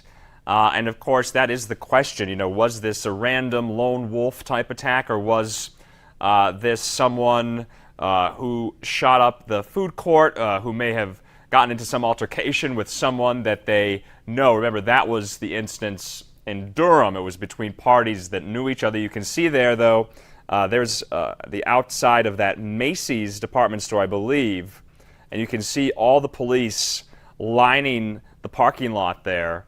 And so remember, no word yet on how many suspects or if any suspects have been taken into custody. Oh, I'm sorry, that was a Nordstrom there that police are outside at this mall there in Tacoma, Washington. And so you can see we had one of the shots that police were directing traffic away from the mall. And remember, malls are massive, massive structures. They present a whole host of issues for police to make sure they're secure, especially when there are shooting situations of this type. Now, hopefully we hear more official responses and confirmations from Seattle and Tacoma law enforcement who are on the scene. We haven't heard from them just yet. That's right, Andrew. And I also want to say that apparently there are rumors on social media saying that this is an active shooter situation. That is false. This is not an active shooter situation, according to our affiliate Fox 13 down there on the scene. But it is still unclear what led up to the shooting. A bunch of departments are down there, as you can see, just monitoring the area. And we did see, Andrew, like you said, police looking like they're barricading off the area. Stores, as far as we know, are still on lockdown. The Pierce County Sheriff's Department does say at least one person was shot. That's the information we're working with right now, and we are reaching out to our crews to get more information. Yeah, that is definitely new now that we know at least one person has been shot, and I believe that happened inside the food court of this mall. You can see how much police activity, emergency response officials are on the scene on this Friday night, the busiest shopping day of the year right now, and that is confirmed now by police and by our sources on the ground from Fox 13 Seattle, our affiliate. They've sent a reporter. We hope to speak with their reporter very, very soon here, but you can just kind of see that this is a very active scene still. We've learned that the mall, I believe, is on lockdown. We don't know if the situation yet is under control or over with. Once that does happen, we will probably hear from police on camera at some point tonight. It's a little after 8:20 on the West Coast.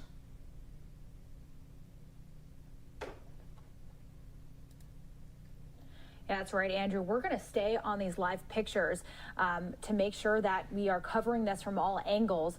Of course, as we've said multiple times throughout this unfolding, that Black Friday, the biggest shopping holiday of the year, this is the second reported shooting of the day. Tragic for people who are just trying to enjoy the sales. We are working to get more information, how many people are hurt. It looks like reporting is of one person was shot. We don't know how badly they were injured. We don't know any information about a suspect, but it appears that the gunfire originated in the food court. People are still inside the mall. Stores are on lockdown, and we're working to get more information.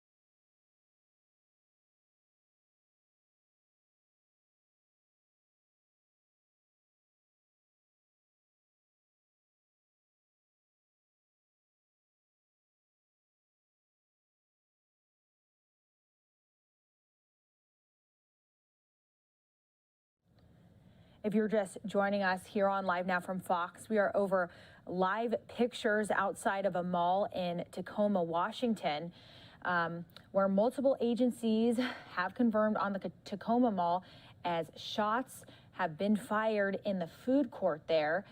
The Pierce County Sheriff's Department said at least one victim has been found. There are reports that that is someone that has been shot. The gunfire originated, like I said, there in the food court. We don't have much more information for you at this point, but he also said that people are currently hiding in the mall. Stores have gone into lockdown, and at least 3 to 15 shots were fired, but the exact number of shots and victims has not yet been confirmed. We're staying on this story for you right now as our crews are out there on the ground. As you can see, flashing lights surrounding the premises. We saw some police cars barricading off certain access roads to the mall there. Devastating, of course, on the largest shopping holiday of the year.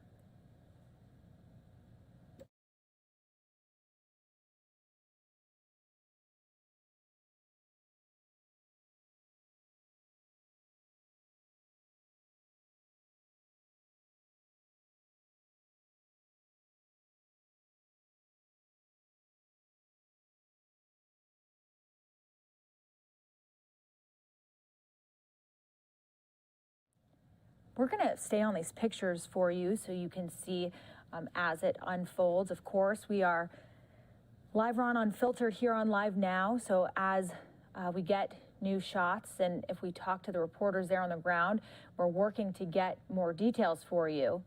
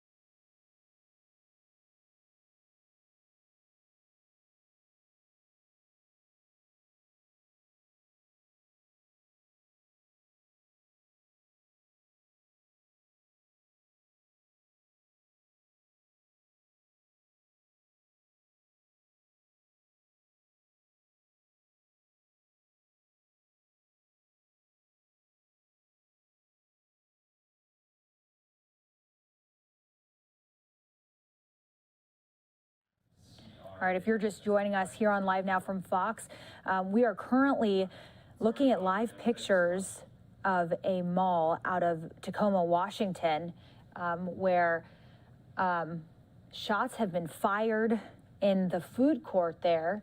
Pierce County Sheriff's Department said at least one victim has been found so far. He also said people are hiding in the mall and stores have gone into lockdown mode after at least 3 to 15 shots were fired. However, the exact number of shots and victims have not yet been confirmed. Now, Lakewood and Tacoma police are at the scene there. It is not yet known what led to the gunfire inside of the mall. As you can see, a bunch of officers are at the scene.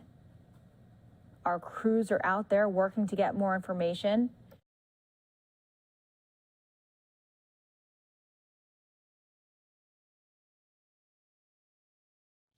Or he or she gets there. But that's our. We are working to get a live report for you here on Live Now from Fox directly from the scene to learn more about what it's like down on the ground there. You can see 2 different shots here, and of course those flashing lights. As we don't know exactly what led to this, there's not much information, but of course today is Black Friday, the largest shopping holiday of the year. We don't know how many people were in the mall, but it's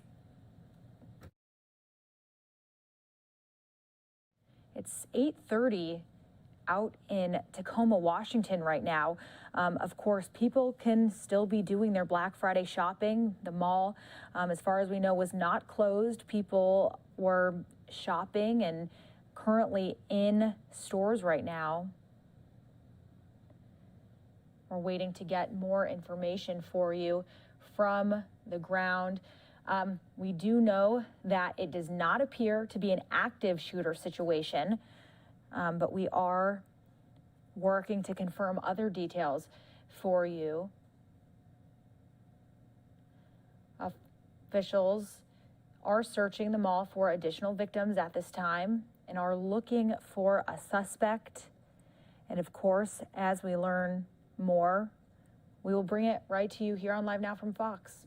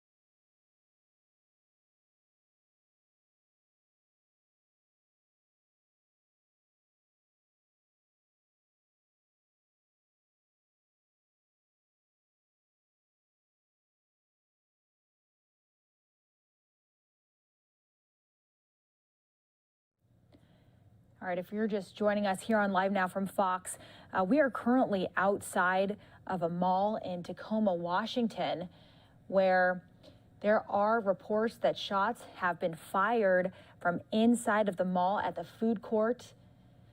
Pierce County Sheriff's Department said at least one victim has been found so far. He also said that people are currently hiding inside of the mall and stores have gone into lockdown after at least 3 to 15 shots were fired. However, the exact number of these shots and victims have not yet been confirmed. Again, these are live pictures for you.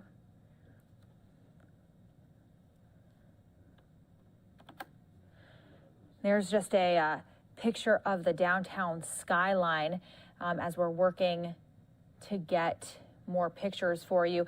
Of course, this is Live Now from Fox, and we're live, raw, and unfiltered, so we are working as our camera crews are moving around, moving to different parts of the mall. This is all the information we are working with right now. We don't know what led up to the shooting.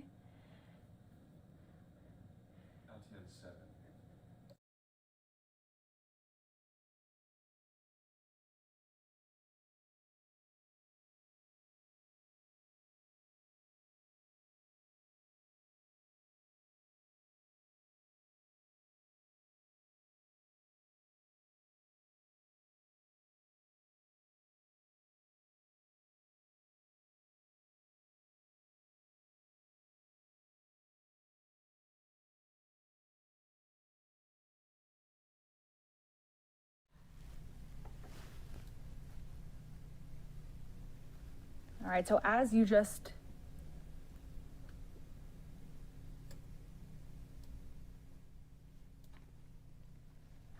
saw there, we saw the sign that said Tacoma Mall Food Court. I'm back, joined now with Andrew Kraft. Andrew, I mean, this is sad. Black Friday, the largest shopping holiday of the year. Again, this is the second mall shooting that we're seeing today. Yeah, Melissa, it is really scary. I mean, this is just a holiday tradition for most Americans. They go out after their Thanksgiving holiday on Friday for Black Friday shopping. They want to get those deals, and then they have to confront this in their local mall. And this is, in a major metropolitan area, the Seattle-Tacoma area in Washington State. And so we're just getting reports, if you're just joining us here, of one person injured in a shooting at the food court of this mall, at the Tacoma Mall. And you can see we've been showing you the exterior pictures. There's a Dick's Sporting Goods. We also saw there's a Nordstrom's at this mall. And so I think we have 2 shots we can maybe put up here of the scene itself. And so right now, a huge police response. And you can see that hopefully we will get a police press conference very soon here, but we still haven't heard from police. We've been checking, their social media from both the Seattle police and the Tacoma police departments to see if they have actually, acknowledged this on their public social media channels. But this is a scary time for so many Americans who just want to go out and shop with their family and friends. They're taking time off. They're being and considering what they're thankful and grateful for, and yet they have to contend with this. The mall is, as far as we know right now, on lockdown, and people could still be, huddling in certain stores. The investigation is, of course, underway. We haven't gotten confirmation yet that the scene itself is under control. But, Melissa, like you were saying, we do know this is not an active shooter situation. And so, of course, that's good news. Remember that, at the height of these and at the very beginning stages of these stories, a lot of reports, a lot of rumors, a lot of speculation of active shooters, but that is not the case here. Yeah, that's right, Andrew. And apparently that was what was circulating on social media, and that is not the case. However, like you said, we don't know how contained the situation is. We are working to get to our reporters out there on the field to get a live report for you, but it's just a tragedy today.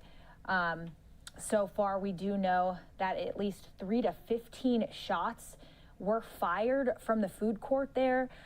We don't know really anything else about how many more people could be injured other than the one that we do know of so far.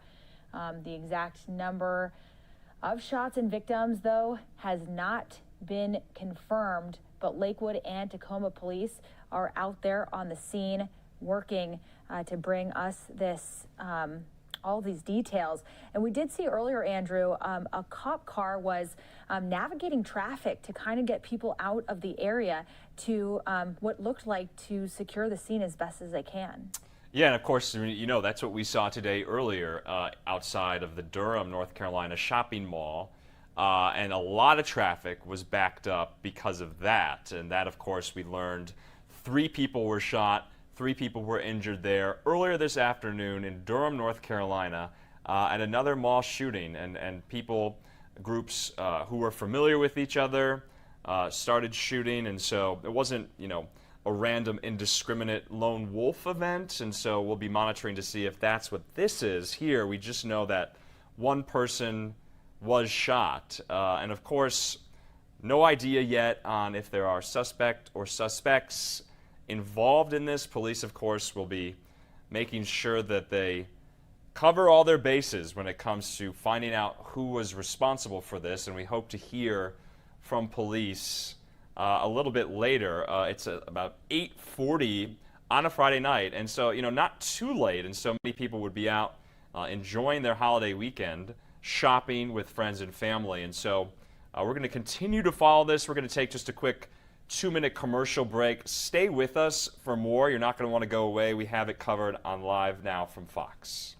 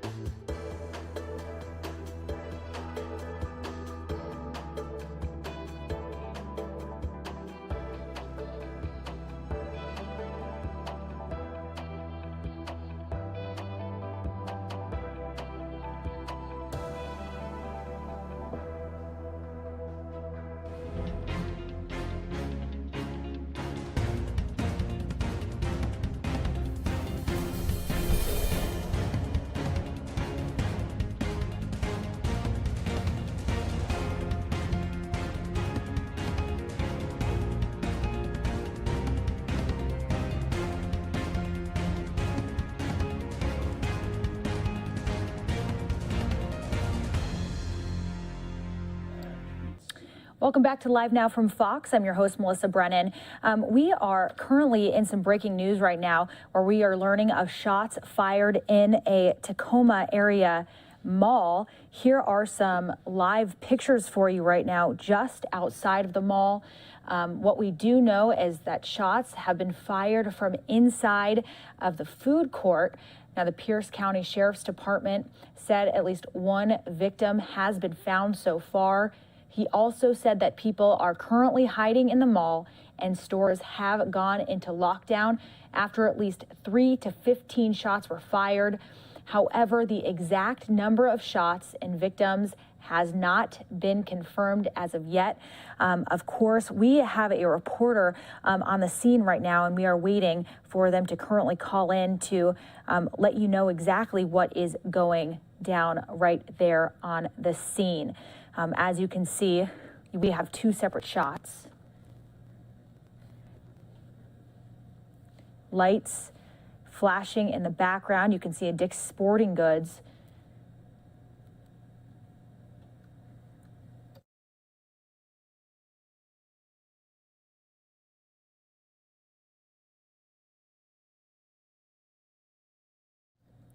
So we have an account of our affiliate Fox 13 there. They spoke with someone who was at the mall during the shooting, and he also had to go into lockdown. I'm going to read for you right now exactly what he said to our affiliate. He said, "We heard a stampede running through the center of the mall and people trying to run in, and the staff here in our store immediately went and locked the doors. While they did that, they had everybody in the store move to the back of the store and get low. Once they had everybody in the back of the store, they opened the back room and had everyone go in the back room and offered water and all of that, and got on the phone and immediately called police." Again, that was from somebody that was inside the mall during the shooting who spoke with our affiliate Fox 13 there in the Seattle area. Obviously a very scary scene, of course. Black Friday, the biggest shopping holiday of the year. We're going to stay on these pictures.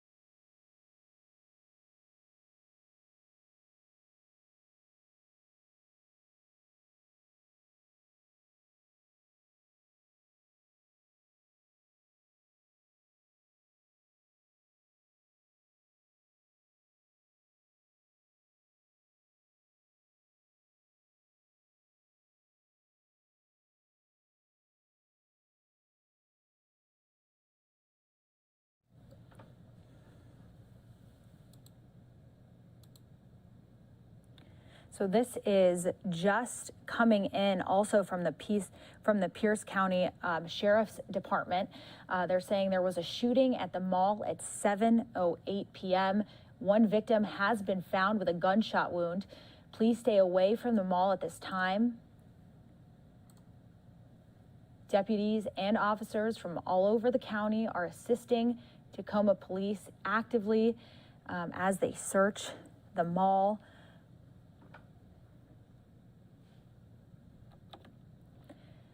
There are more live pictures for you that we continue to show you.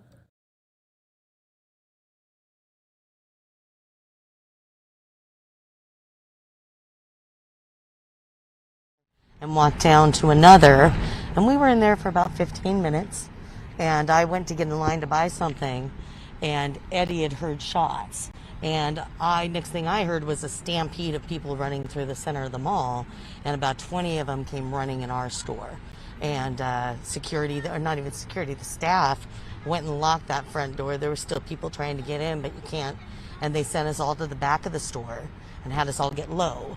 And a couple minutes later, they got us all in the back room. There's about 44 of us in the back room, and we were back there for about an hour and a half waiting. In the meantime, the staff was talking to police, and we had the police blotter on, and we were listening, and then the police went and changed their channel on us, so we couldn't find out anymore what was happening, but most of our information came from that.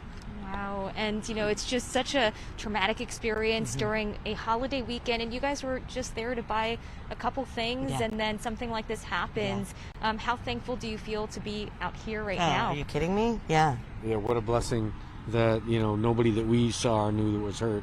Unfortunately, we heard some people did get hurt, but you know, yeah, we were very blessed to be safe and to be in a calm environment. You know, again, hats off to the staff for keeping everybody informed and secure, and it was really good to see. Unfortunate to see that we have protocols for these sorts of things in place, and that we have well-trained staff that really know how to keep people in control. And yeah, here we are able to talk about it. That's a blessing for sure. Yeah, absolutely. Yeah, we had heard the police blotter talking about 2 people that had been shot, and then we had heard that there was 1 dead and the other 2 were injured. That's what was coming through on the police scanner until they switched it over. So, but yeah, it was. I mean, we could have just left and not been part of any of it. And of course, we thought, let's, there's nothing else to do. Let's just go wander the mall. And next thing you know, we're here until closing. So, yeah. I mean, just some tense moments, and both Ari and Eddie live in Tacoma, and obviously this is your neighborhood mall. Just to kind of see it in this state, because, obviously we can't really show all of the police lights, but it is just covered from block to block. I mean, the entire perimeter of this mall, police lights. Is it pretty stunning to see? Yeah, I'll say what was stunning for me is when the police finally came, because they went door to door to every store. And when they got to our store, every single one of them had rifles. I'd say there were like 50 or 60.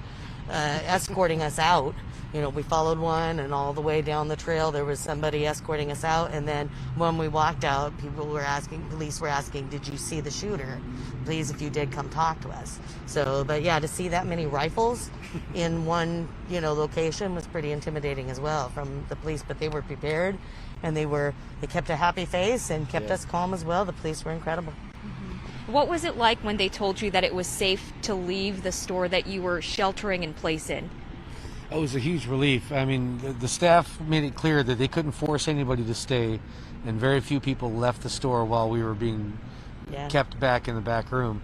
But yeah, it was a huge relief that, okay, great, whatever's going down hopefully is over, and no more people are going to get hurt, and that hopefully we can get home and, get back to our lives. But yeah, no, it was a huge relief for sure.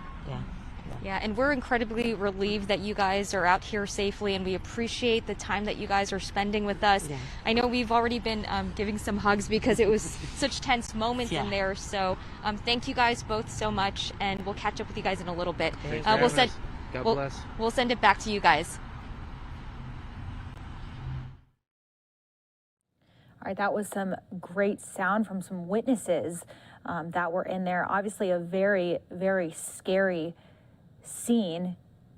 All of this while shopping on Black Friday. Usually a happy time as the start, Hanukkah, Christmas, the holidays. And this is the second shooting of today. Just devastating. But we also want to report at this time that there are no suspects in custody. Now, this is from the Pierce County Sheriff, as you can see in this tweet here. And we are working to get you more information. Again, here are some pictures of the scene. We're still working to get a live report from our reporter there on the ground.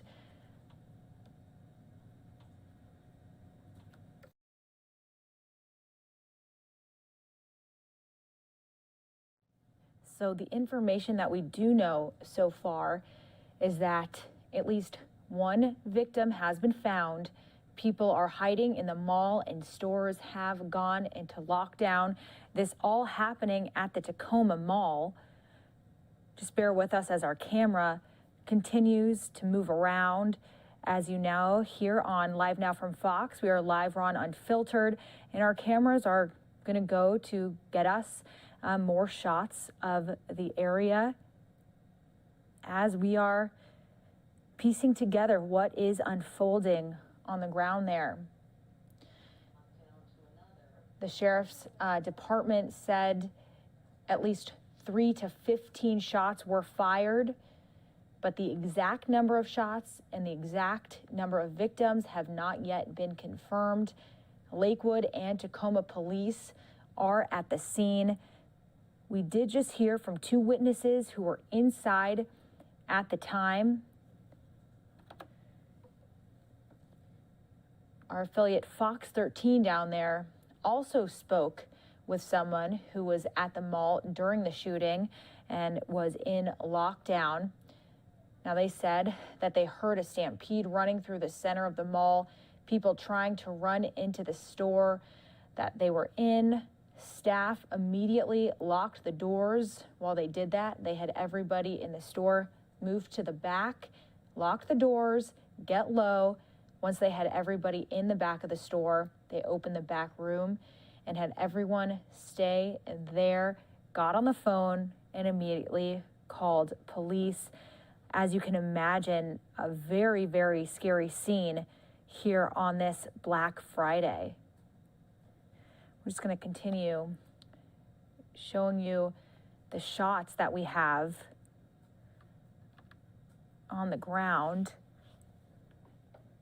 No suspects are in custody at this time. That's according to the Pierce County Sheriff's Department.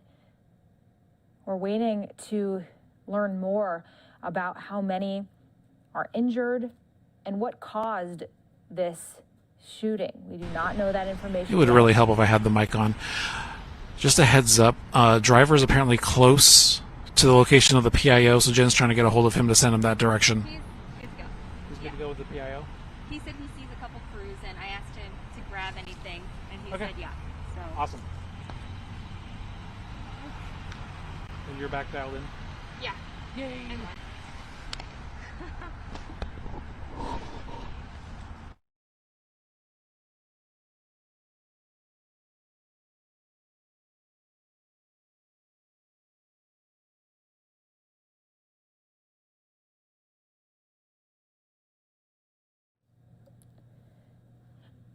Again, I want to show you this tweet from the Pierce County Sheriff's Department. There are no suspects in custody at this time. We are waiting to learn more information on the scene there and talk to our crews on the ground.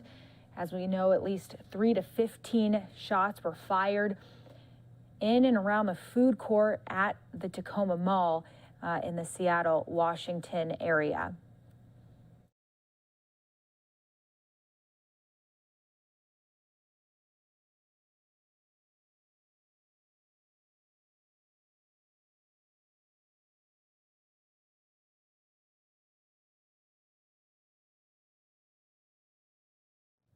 All right, we are going to take a quick 2-minute commercial break. Of course, we're staying on top of this for you here on Live Now from Fox. When we come back, we're hopefully going to take one of our reporters there on the ground. That could be here in a quick 2 minutes.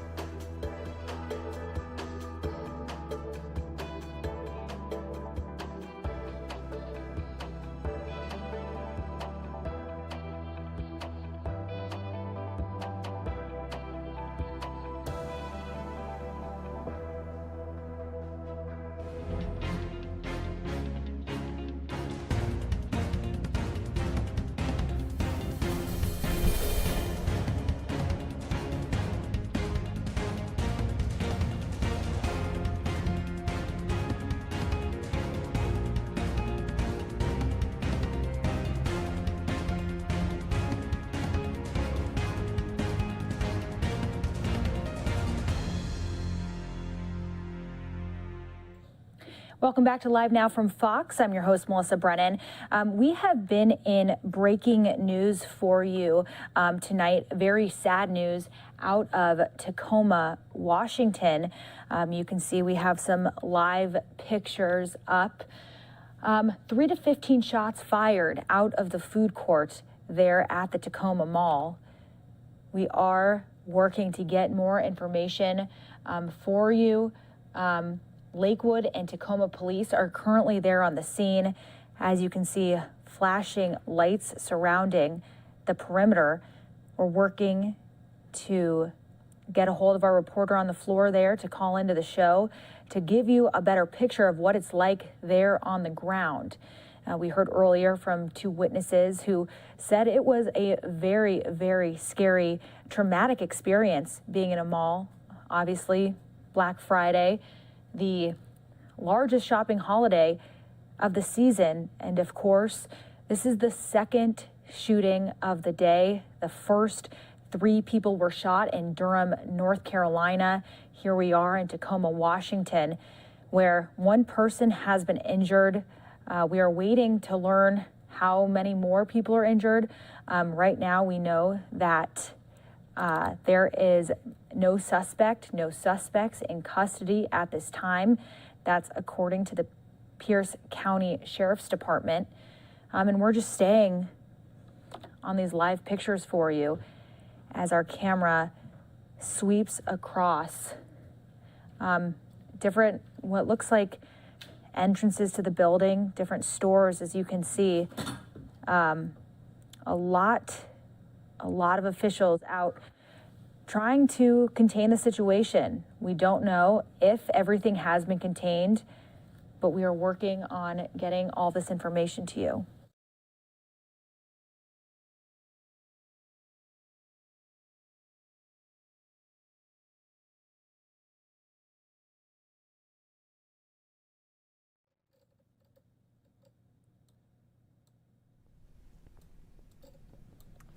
All right, and for our viewers who are just joining us right now, it is the top of the hour on this Friday night, 10 o'clock Mountain Time, 9 o'clock Pacific Coast Time, as we continue to cover this mall shooting there in Tacoma, Washington State.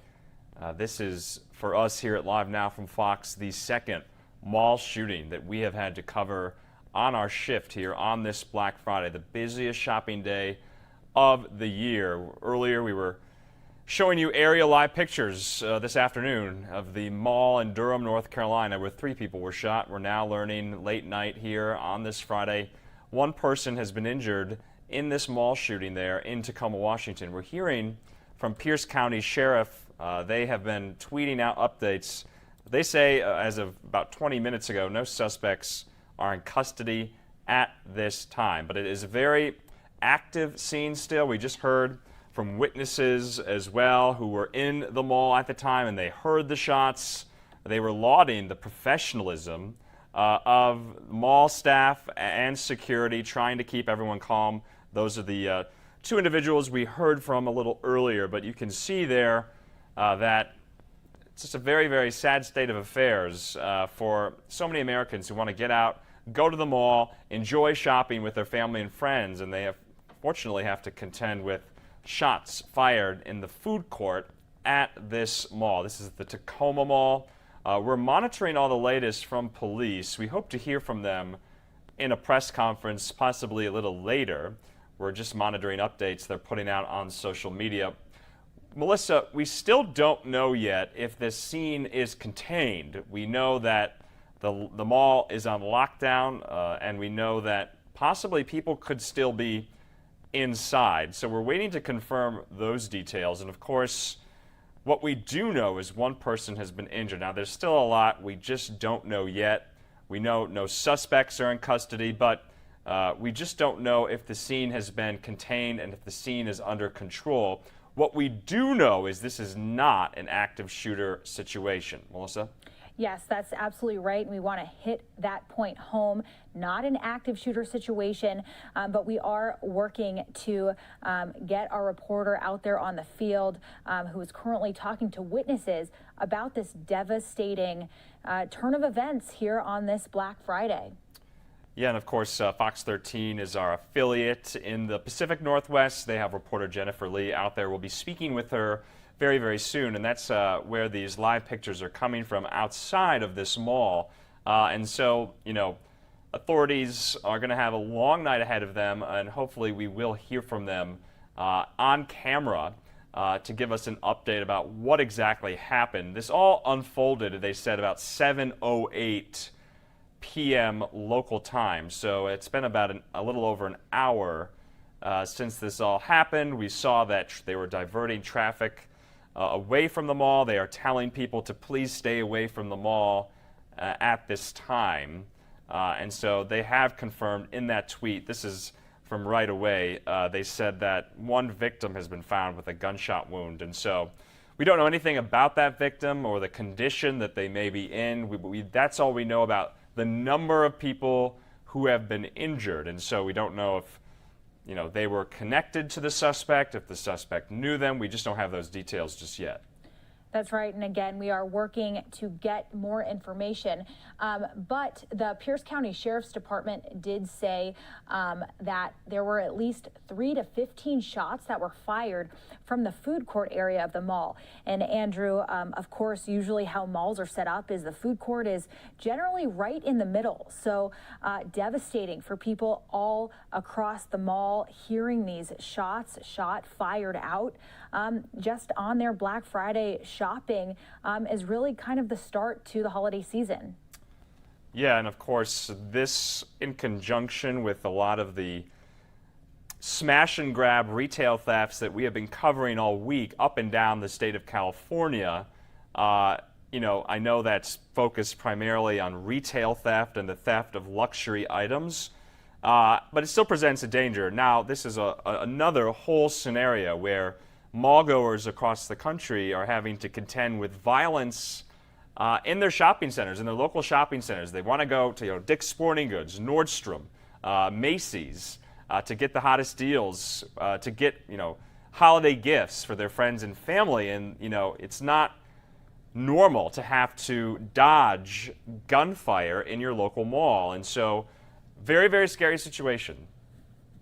That's absolutely right, Andrew. And just very scary for those witnesses. Here are some pictures. These are the 2 witnesses that our affiliate Fox 13 spoke to on the ground there.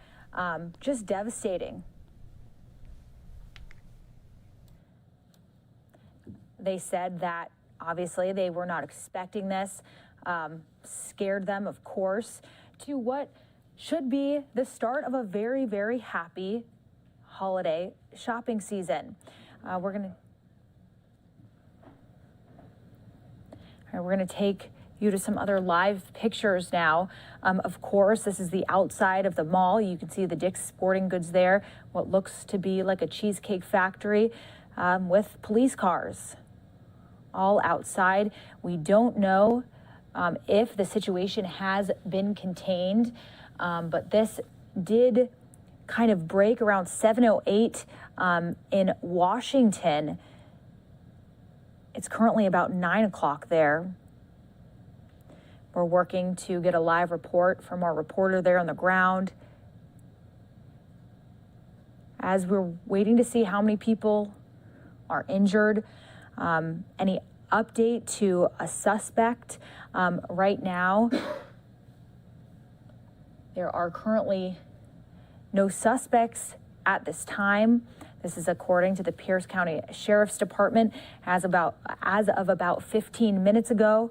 Of course, we'll update you as soon as we learn more.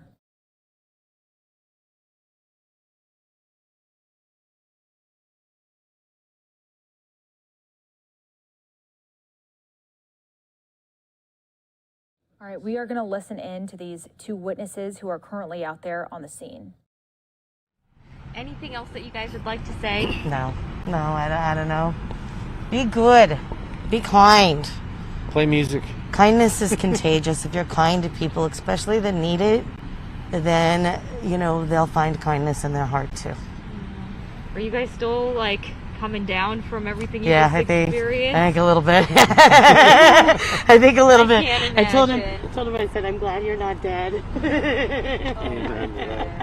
that horrible? But I know. Is that right? Truly Yeah. thankful, yeah. Well, and it was funny because he was standing behind a big display, and there's metal and everything, and everybody else is down over here, and he's standing. I'm watching him, and I'm thinking, you're such a wonderful man because you're doing what you can to. Yeah. Yeah. thinking you're doing everything you can just in case somebody gets hurt. You know, if anybody could help them, it would have been him. You know, I mean, I'm not going to pretend like I'm anybody's hero, but, you know, I do.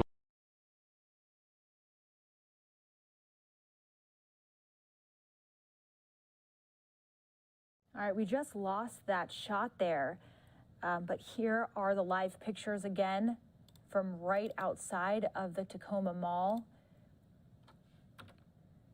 where we know that one person was injured in a shooting there. No suspect is currently in custody. We are hopefully going to get a reporter that is out there on the ground soon to get her take on what it is looking like there on the ground at the Tacoma Mall after 3 to 15 shots were fired. Lakewood and Tacoma police are there on the scene. We saw earlier that police looked like they were barricading off entry points to the mall, but a devastating scene out here in Tacoma, Washington.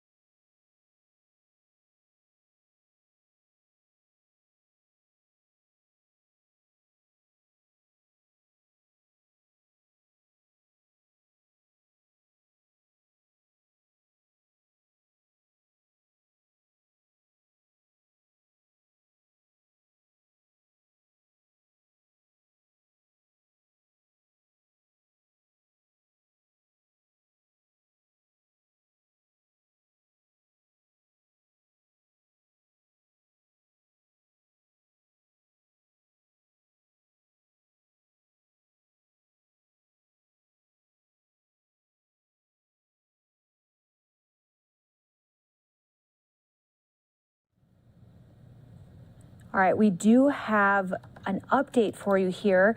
This is a tweet from the Tacoma Police Department. They just tweeted that officers located one victim who was transported to a local hospital with serious injuries. That is all the new information we have at this point, but we do know that at least 3 to 15 shots were fired from the food court area of the Tacoma Mall. As you can see, police still around the perimeter. We spoke to witnesses on the ground who said that this is sad, this is scary, especially for the biggest shopping day of the year, the start of the holiday season. Of course, thinking about Hanukkah and Christmas and New Year's, a great time of the year, turned very dark tonight here in Tacoma, Washington. And of course, this is our second shooting today. The first was at a mall in Durham, North Carolina, where 3 people were shot. Here out in Tacoma, we know one person who was injured with serious injuries now, who is being transported to a local hospital.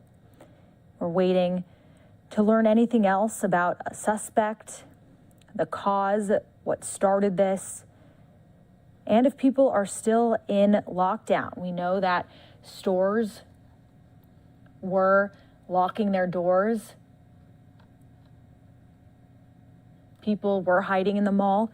We don't know just yet if any of these people have gotten to safety, any people still left inside of the mall.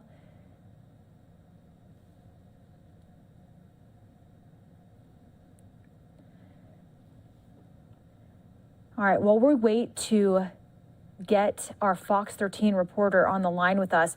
We are going to take a quick 2-minute commercial break. When we come back, we're going to hit some of our other top stories from the day, but of course, we will also stay on this story to give you updates throughout the night.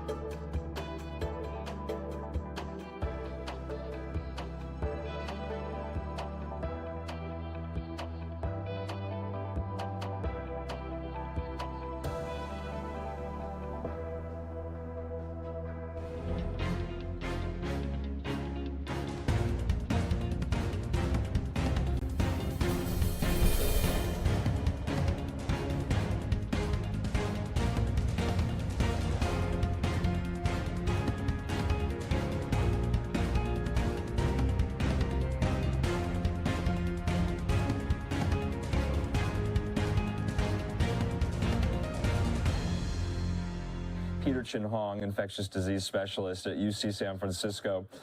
Doctor, thanks so much for being with us on this holiday weekend. But let's talk about Omicron. Let's talk about the new variant. What specifically are you concerned about with this one? We knew Delta was highly transmissible, highly contagious. Is it going to have some of the same properties as Delta?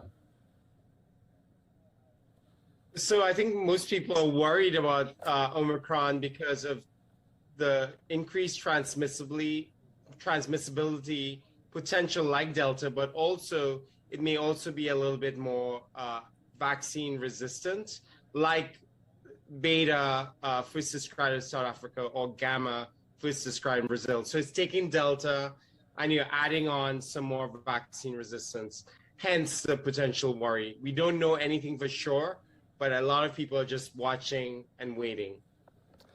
Which is what was so surprising today, because this kind of came out of the blue. Maybe people have been studying this like yourself for some time, but I think to many Americans watching, we still don't know a lot about it. We know where it originated from there in South Africa, in Southern Africa, really, which is leading to these travel restrictions today, but we still don't know much about it. Isn't that right?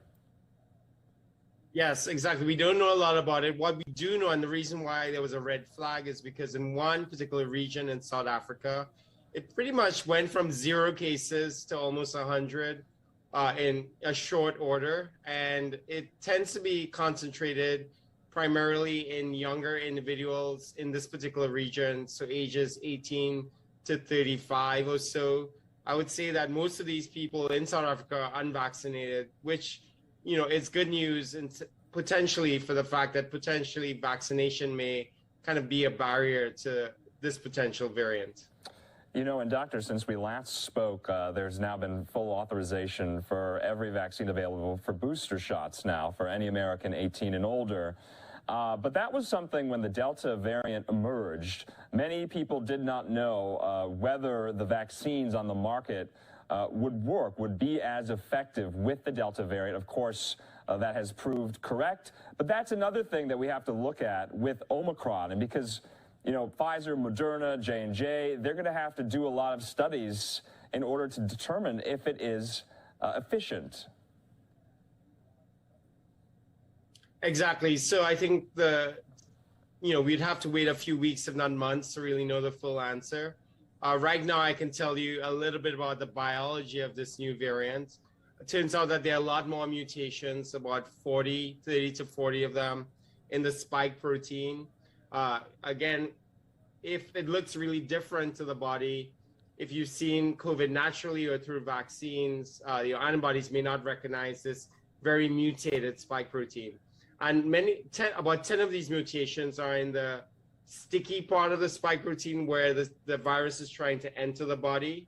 So this receptor binding domain is also mutated, which means that it may also be stickier like Velcro or like a bulldog trying to bite but not let go. So I think these are the reasons why, both from a vaccine evasion perspective and a transmissibility perspective, people are worried about it, because it looks like that from the biology. But there are many, many times in COVID variants where something looks scary in the lab, but in real life, it doesn't turn out to be quite as bad. Because, Doctor, there have been variants since the Delta one until the Omicron one, which have kind of come and gone, and they haven't been as severe. We've heard of them, and they kind of fell by the wayside. Yes, exactly. We've had Lambda, which was in Peru, and that was a descendant of the Brazilian variant, Gamma. And we also had Mu, which was in Colombia, which was also a relative of some of the more vaccine-resistant variants. Turns out that Delta was so dominant that it kind of bullied its way as this continued dominant variant on the landscape, pushing out the Lambdas and the Mus. And frankly, I think a lot of people were surprised that we hadn't had a variant until now that came to the prominence of the rogues list of variants, because every 2 weeks, essentially, as long as we have ongoing transmission, people expect a new variant to be created. I see. I wanted to move on, and we've been talking about vaccines. The boosters are now available. But let's talk about these COVID-19 pills, one by Merck, one by Pfizer. How confident are you? What have you seen, the data you've seen, that these will be, effective in treating people who come down with the COVID-19 infection? And do you think that the FDA should move a little faster? I think the FDA should move fast on these pills because they are going to be game changers. Of course, today we got a little bit of a disappointing news with the Merck pill, Molnupiravir, because the initial results were 50% effective, but today Merck revised that estimate to 30%, 30% effective in terms of preventing hospitalizations and deaths. But that's still, again, given the ease of how easy it will be to go to Walgreens or CVS to get a 5-pack, essentially the ease will make it such that 30% benefit will still be significant. The Pfizer drug, Paxlovid, submitted FDA approval application several weeks after Merck, looks a lot better. It's about 89% protective. So again, we'll see how that goes. But I think overall it is going to be a game changer, particularly in places where not a lot of vaccines available. And we'll see how things go. We've heard that the data for treatment of early disease, but there's also studies ongoing that's going to look at these pills as post-exposure prophylaxis. So you're in a household, somebody has COVID, you can potentially take these meds to prevent yourself from getting COVID and going to the hospital. Interesting. Doctor, we're moving into year 3 of this pandemic, and there have been many kind of starts and stops about when would we be out of this, when would life go back to normal. And of course, Thanksgiving did look more normal than it did last year. In your view, though, is this pandemic now more endemic? No, we haven't reached that endemic stage yet because we're still very dynamic. And you can see from, these new variants being described all over, they're kind of, spurting this sawtooth pattern, up, down, up, down, up, down. Europe is surging. We kind of are not in that homeostasis yet. Eventually we'll get there where we will accept a certain amount of disease in the background like we do with influenza. We'll probably have better ways of treating people if they're sick. But so far, I think with 92,000 cases a day in the US, it's too high of a level to consider this as something we'd settle for yet. That's interesting because many would say that, you know, some of those are, you know, breakthrough cases with those who've been vaccinated. You know, most of them are those with the unvaccinated. You know, what do you tell Americans right now, and this is, you know, veering into public policy, but who think that the pandemic is over for them, that they're living in places that do not require masks? They may have gotten their vaccines already. They may have gone and gotten their booster shot as well. They're doing everything right, and they do want to get back to a very large degree of normalcy. So what do you tell them when they see now today on their Thanksgiving holiday yet a new variant? I would say, first of all, not to panic. This may just be something that people are being very cautious about, understandably, and it may, you know, blow over. In the best case scenario, our current vaccines will work against it. Again, many of the people who got this variant so far are unvaccinated, young people in South Africa. So, you know, we're not really sure how vaccine evasive it will be. I would say that if you haven't gotten vaccinated, please get vaccinated. This is a reason to get it, because natural immunity is not going to be good for future variants compared to vaccine immunity. In fact, the WHO said for this variant that it showed a higher rate of reinfection. And that's really in the context of people who got exposed to COVID naturally, they were able to get reinfected with this new variant. So again, we know from the studies in Kentucky and other places that if you've got a vaccine, that you could cut down your risk of getting reinfected with a new variant. Okay, lots of good information there about this new update in the COVID-19 pandemic story. As always, Dr. Peter Chin-Hong, we appreciate your time. Have a great rest of your Thanksgiving weekend. A great interview there by our very own Andrew Kraft. Christy Larson also spoke with Jonathan Siri from Fox News about this new Delta variant. Here's that interview.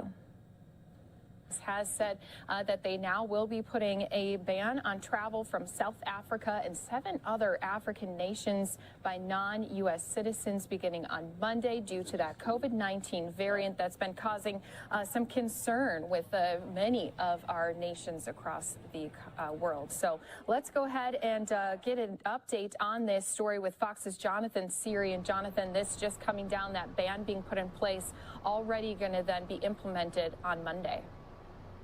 Yeah, the story is unfolding as we speak. That ban taking effect on Monday, the Biden administration announcing it just at the top of this hour. This follows action already taken over in Europe. Today, Britain began imposing a travel ban on people returning from 6 African nations, including South Africa, and British citizens returning will have to quarantine in hotels. And then the European Union shortly after that announced today that they were recommending, strongly recommending, that their member states restrict travel from any country where the new variant has been detected. The World Health Organization today gave this variant a name. Omicron is the Greek letter that they assigned to it, and they have designated it a variant of concern. Researchers are still studying it and trying to figure out what dangers, what properties it has, but the British health minister says early evidence suggests that it is perhaps even more contagious than the Delta variant, and that it has more resistance against existing vaccines. And Jonathan, you know, hearing that, we know that there's already been some surges of COVID-19 cases here in the United States.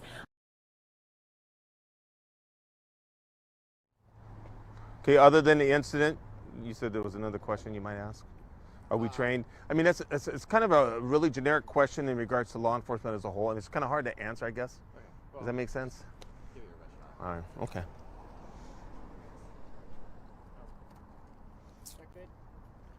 Looks good. What's your name? It looks good. Yep. All right, we good? Everyone rolling? Yeah, we're good. Can you say and spell your name first, please? Yeah, it's Officer Gary, Gary, Wurges, Wurges. Gotcha. And your title? Today is acting PIO. Okay. Yeah. So tell us what you know about what happened here. Well, I can tell you that just a little after 7 o'clock tonight, we had some officers inside the mall that were working and near the food court, and there was a dispute amongst a small group, and then it escalated to gunfire. There was one person that was hit and was transported to the hospital. At this point in time, I don't know what the exact injuries are. And then at that point in time, that off-duty or the officer at the mall asked for assistance, and we had assistance from Washington State Patrol, Pierce County Sheriff's Department, other agencies. So we secured them all down, did multiple sweeps to make sure everybody was okay. We established a point of contact area at the transit center for people to pick up their children. So we were trying to think on every level to help everybody out. What can you tell us about the search for the shooter or shooters? So what we do is, without giving away all of our maneuvers and tactics, we will search the mall, and we did a secondary sweep to make sure that we went through every single store, and we wanted to make sure that everybody was safe and everybody that was there had a reason to be there. And we did just conclude the secondary sweep right now, and we're still in the process of making sure we're checking some other areas. No one's in custody? There's no one in custody at this moment. So are you looking beyond the mall? I would like to think so, because the thing is they're not going to, whoever did this isn't still here. The only ones that are still here are the management for the mall and last-minute employees. Do you have any leads on a suspect or what they? Not at this time. It's an ongoing investigation. Okay. Must have been a ton of witnesses to this. It was pretty chaotic, and the best thing is we wanted to have as many officers that we could get here so we could secure the scene up, secure the witnesses up, so that we can get whatever information out to wrap this up as soon as possible. But it was Thursday, on a Friday, right after Thanksgiving. There were thousands of people at the mall. Officers did a great job on trying to separate everybody out, and panic with everybody just wanted to run out because they didn't know, leaving their personal belongings, then they wanted to retrieve those later. But our officers did a great job with all the other agencies that showed up today. And is this something Tacoma Police trains for, mall shootings? We do have ongoing training. Active shooter training is definitely something that we, as a department, do training all the time, and whether it be squad training or annual training that we do as a department as a whole. Absolutely. We want to plan for these events as much as possible. With it being a holiday, what do you have to say to the public as far as going to places with large crowds like malls and so forth? Just being a safe person, being in groups, number one. Number two, when you're out and about, just be diligent about what you're looking at. Make sure that you know what's around you. I mean, there's a lot of things that go on during the holiday season with people shoplifting, people, trying to rob somebody of their purse or anything. But just make sure that you're always with the group and you know where you're at, so that you can always call and let us know where you're at immediately if you need assistance. And it was a dispute amongst a group of people, not just two people? My understanding was it was a group of people that got into some type of an altercation. You guys looking at surveillance videos? Oh, yeah, absolutely. We have resources that are inside that are actually going to go, and this will be unfolding for many days. What do you know about the victim? I don't know anything at this point, sir. You don't know how badly injured? I do not. No. Is the mall going to be closed tomorrow? That is unknown. It's going to be tweeted out. We'll get a hold of some other folks and then through social media with the mall, and let everybody know whether it's going to be delayed opening tomorrow or if it's going to be open on time. We'll definitely make sure that gets out to everybody. Anything we're missing? No, I thank you. Okay. Thank you, sir. Thanks for your time. That's helpful.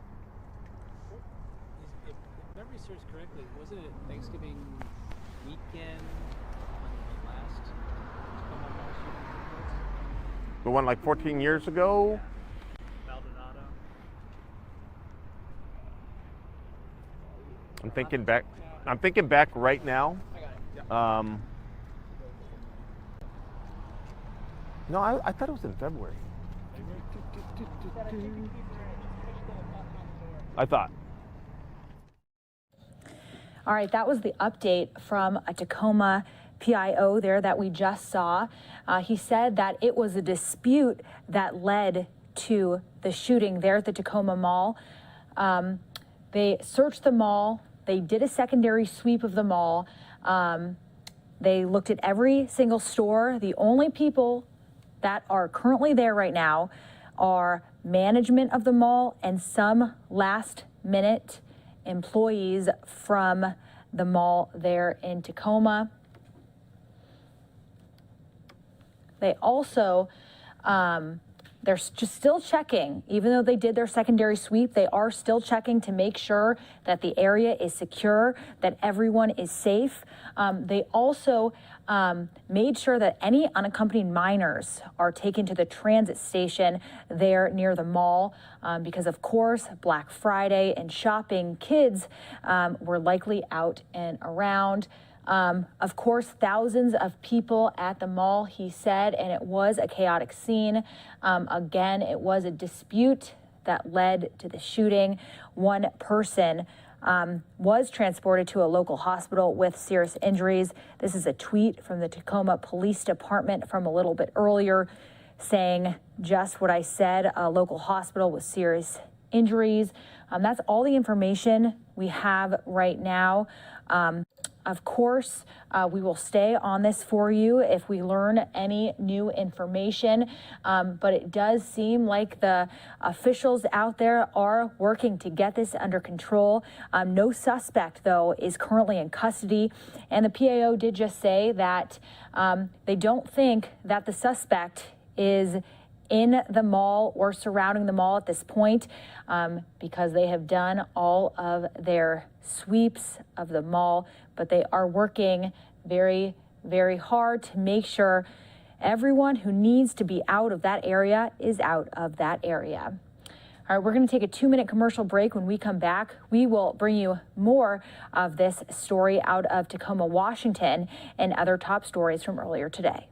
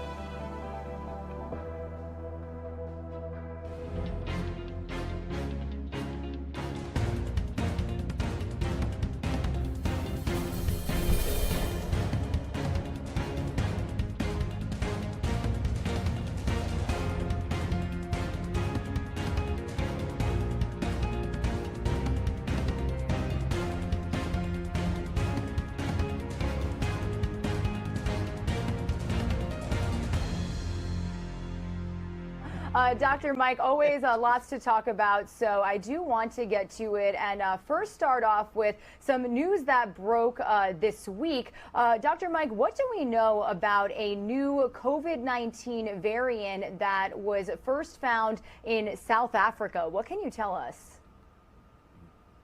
Well, as viruses go, they will mutate over time. And a new variant has been found in South Africa. In fact, it is now prompting a number of countries like the UK to prohibit travel from about 6 countries in that area, including Botswana, Zimbabwe, South Africa, and a couple others. Bottom line is that this mutation shows that spike protein, now we're all familiar with the COVID-19 virus, how it looks. Those little spike proteins. This new variant has about 30 mutations, believe it or not, making it more transmissible and perhaps, and I use a big question mark there, less or more resistant, shall I say, to our vaccines. Now, time will tell whether this is a big problem, but it could be. Now, before we all panic, you need to realize that so far, the vaccines have worked fairly well, even with the Delta variant, and we will have to see how things go. The other good news is that the messenger RNA vaccines can be manipulated in a fairly short order to then be able to cover the newer variants. And I predict down the road, Regina, that we will perhaps on a yearly basis get a booster shot for the circulating COVID-19. It's not going to ever go anywhere. Hopefully it will become a nuisance like the flu. That's my hope down the road. Yeah, and Dr. Mike, going off of what you just said, obviously we saw this with other variants where they were detected in other countries and then slowly made their way into the United States. So I want to ask, is there a way to prevent that? Do you think we'll eventually see this variant here? No question about it. It will be here. The fact is that many people, as we saw with this holiday, Thanksgiving, record numbers, getting back to almost pre-pandemic levels, travel. When you have that, you have get-togethers. And to be honest with you, everyone is just tired of the whole thing. It's been almost 2 years now, and people are tired. I know I am. I've had it with COVID-19. But the bottom line is that it is still around, and even though we're done with it, it's not done with us. Yeah, certainly not done with us, Dr. Mike. And we actually have been reporting this morning and throughout the last several days about a surge specifically in Michigan. They're leading the nation right now in COVID-19 cases. And we actually do know that the federal government is sending help to relieve doctors and nurses in hospitals that are dealing with this influx. So what can you say about that? Well, I've seen it in my own world where I'm at. People, doctors, nurses, they're beat up, they're tired, and many of them are saying, I've had enough. I'm giving up. I'm going to move on. I'm going to retire early. I'm going to leave the field. I'm going to do something else because I can't take it anymore. And I think when you get these surges, like we're seeing in Michigan, it really strains and stresses the entire system. And there's only so much of that you can take before you burn out and you decide, hey, I'm not going to do this anymore. And so not only are the numbers going up, but there are staffing shortages in that area. And that's why you're seeing the federal government get help up there. Yeah, really crazy to think about how this is still happening. Like you just said, we are basically at 2 years of a pandemic. And obviously, Dr. Mike, you and I have followed every new development when it comes to testing and vaccines. So I do want to get your take on these at-home COVID tests, especially as we gather for the holidays. I know it's become a big thing to have ready in your home to make sure everybody is safe around the table. But apparently these are a little hard to find, right? Well, the demand is outstripping the supply, and some estimate it's going to be several months before they're able to catch up. I think that this has now become part of the landscape where if you have a party, you have a get-together, people get tested before they come over so that we don't have the spread of COVID-19. Remember, even if you're fully vaccinated, you could get the infection and you could potentially spread it, albeit less of a risk. And certainly, if you're vaccinated, you're much less likely to end up in a hospital and on a ventilator. So that's the key point here. And Dr. Mike, going off of that, I want to talk about how really, how does this work compared to going to your local clinic, going to your doctor? Is this just as effective of a test, these at-home COVID tests? The majority of the at-home tests are rapid antigen tests, which may be a little less accurate. We, at least in my office, I stick with the PCR test. That's the polymerase chain reaction. The problem with that is it takes about 24 hours to come back. But when the rubber has to hit the road, so to speak, the PCR test is really the gold standard, if you will. Got you. All right. Well, Dr. Mike Sirigliano, as always, thank you for joining us here on Live Now from Fox. I hope you have a great rest of your holiday weekend, and we'll touch base with you next week. You're the best. Regina, I wish you all the best in the holiday season and in 2022. Let's hope that it's going to be a great year and much better than the last couple. Dr. Mike, always. I'm going to agree with him there. A bunch of great interviews from our Live Now from Fox DJs there. Well, thank you so much for joining us tonight here on the program. A lot of breaking news from today. Sad news on this Black Friday, the biggest shopping holiday of the year. 2 shootings, one out in Durham, North Carolina, the second in Tacoma, Washington. And we covered both here for you on Live Now from Fox. We're going to go into some of our other top stories from the week. Thank you so much for joining us over your Thanksgiving, Black Friday, and of course over the weekend. We really appreciate it, and we hope you have a good weekend. Verdict is as follows. In the Superior Court of Glenn County, State of Georgia, the State of Georgia versus Travis McMichael, case number CR 000433. Jury verdict form. Count 1, malice murder. We, the jury, find the defendant, Travis McMichael, guilty. I'm going to ask that whoever just made an outburst be removed from the court, please.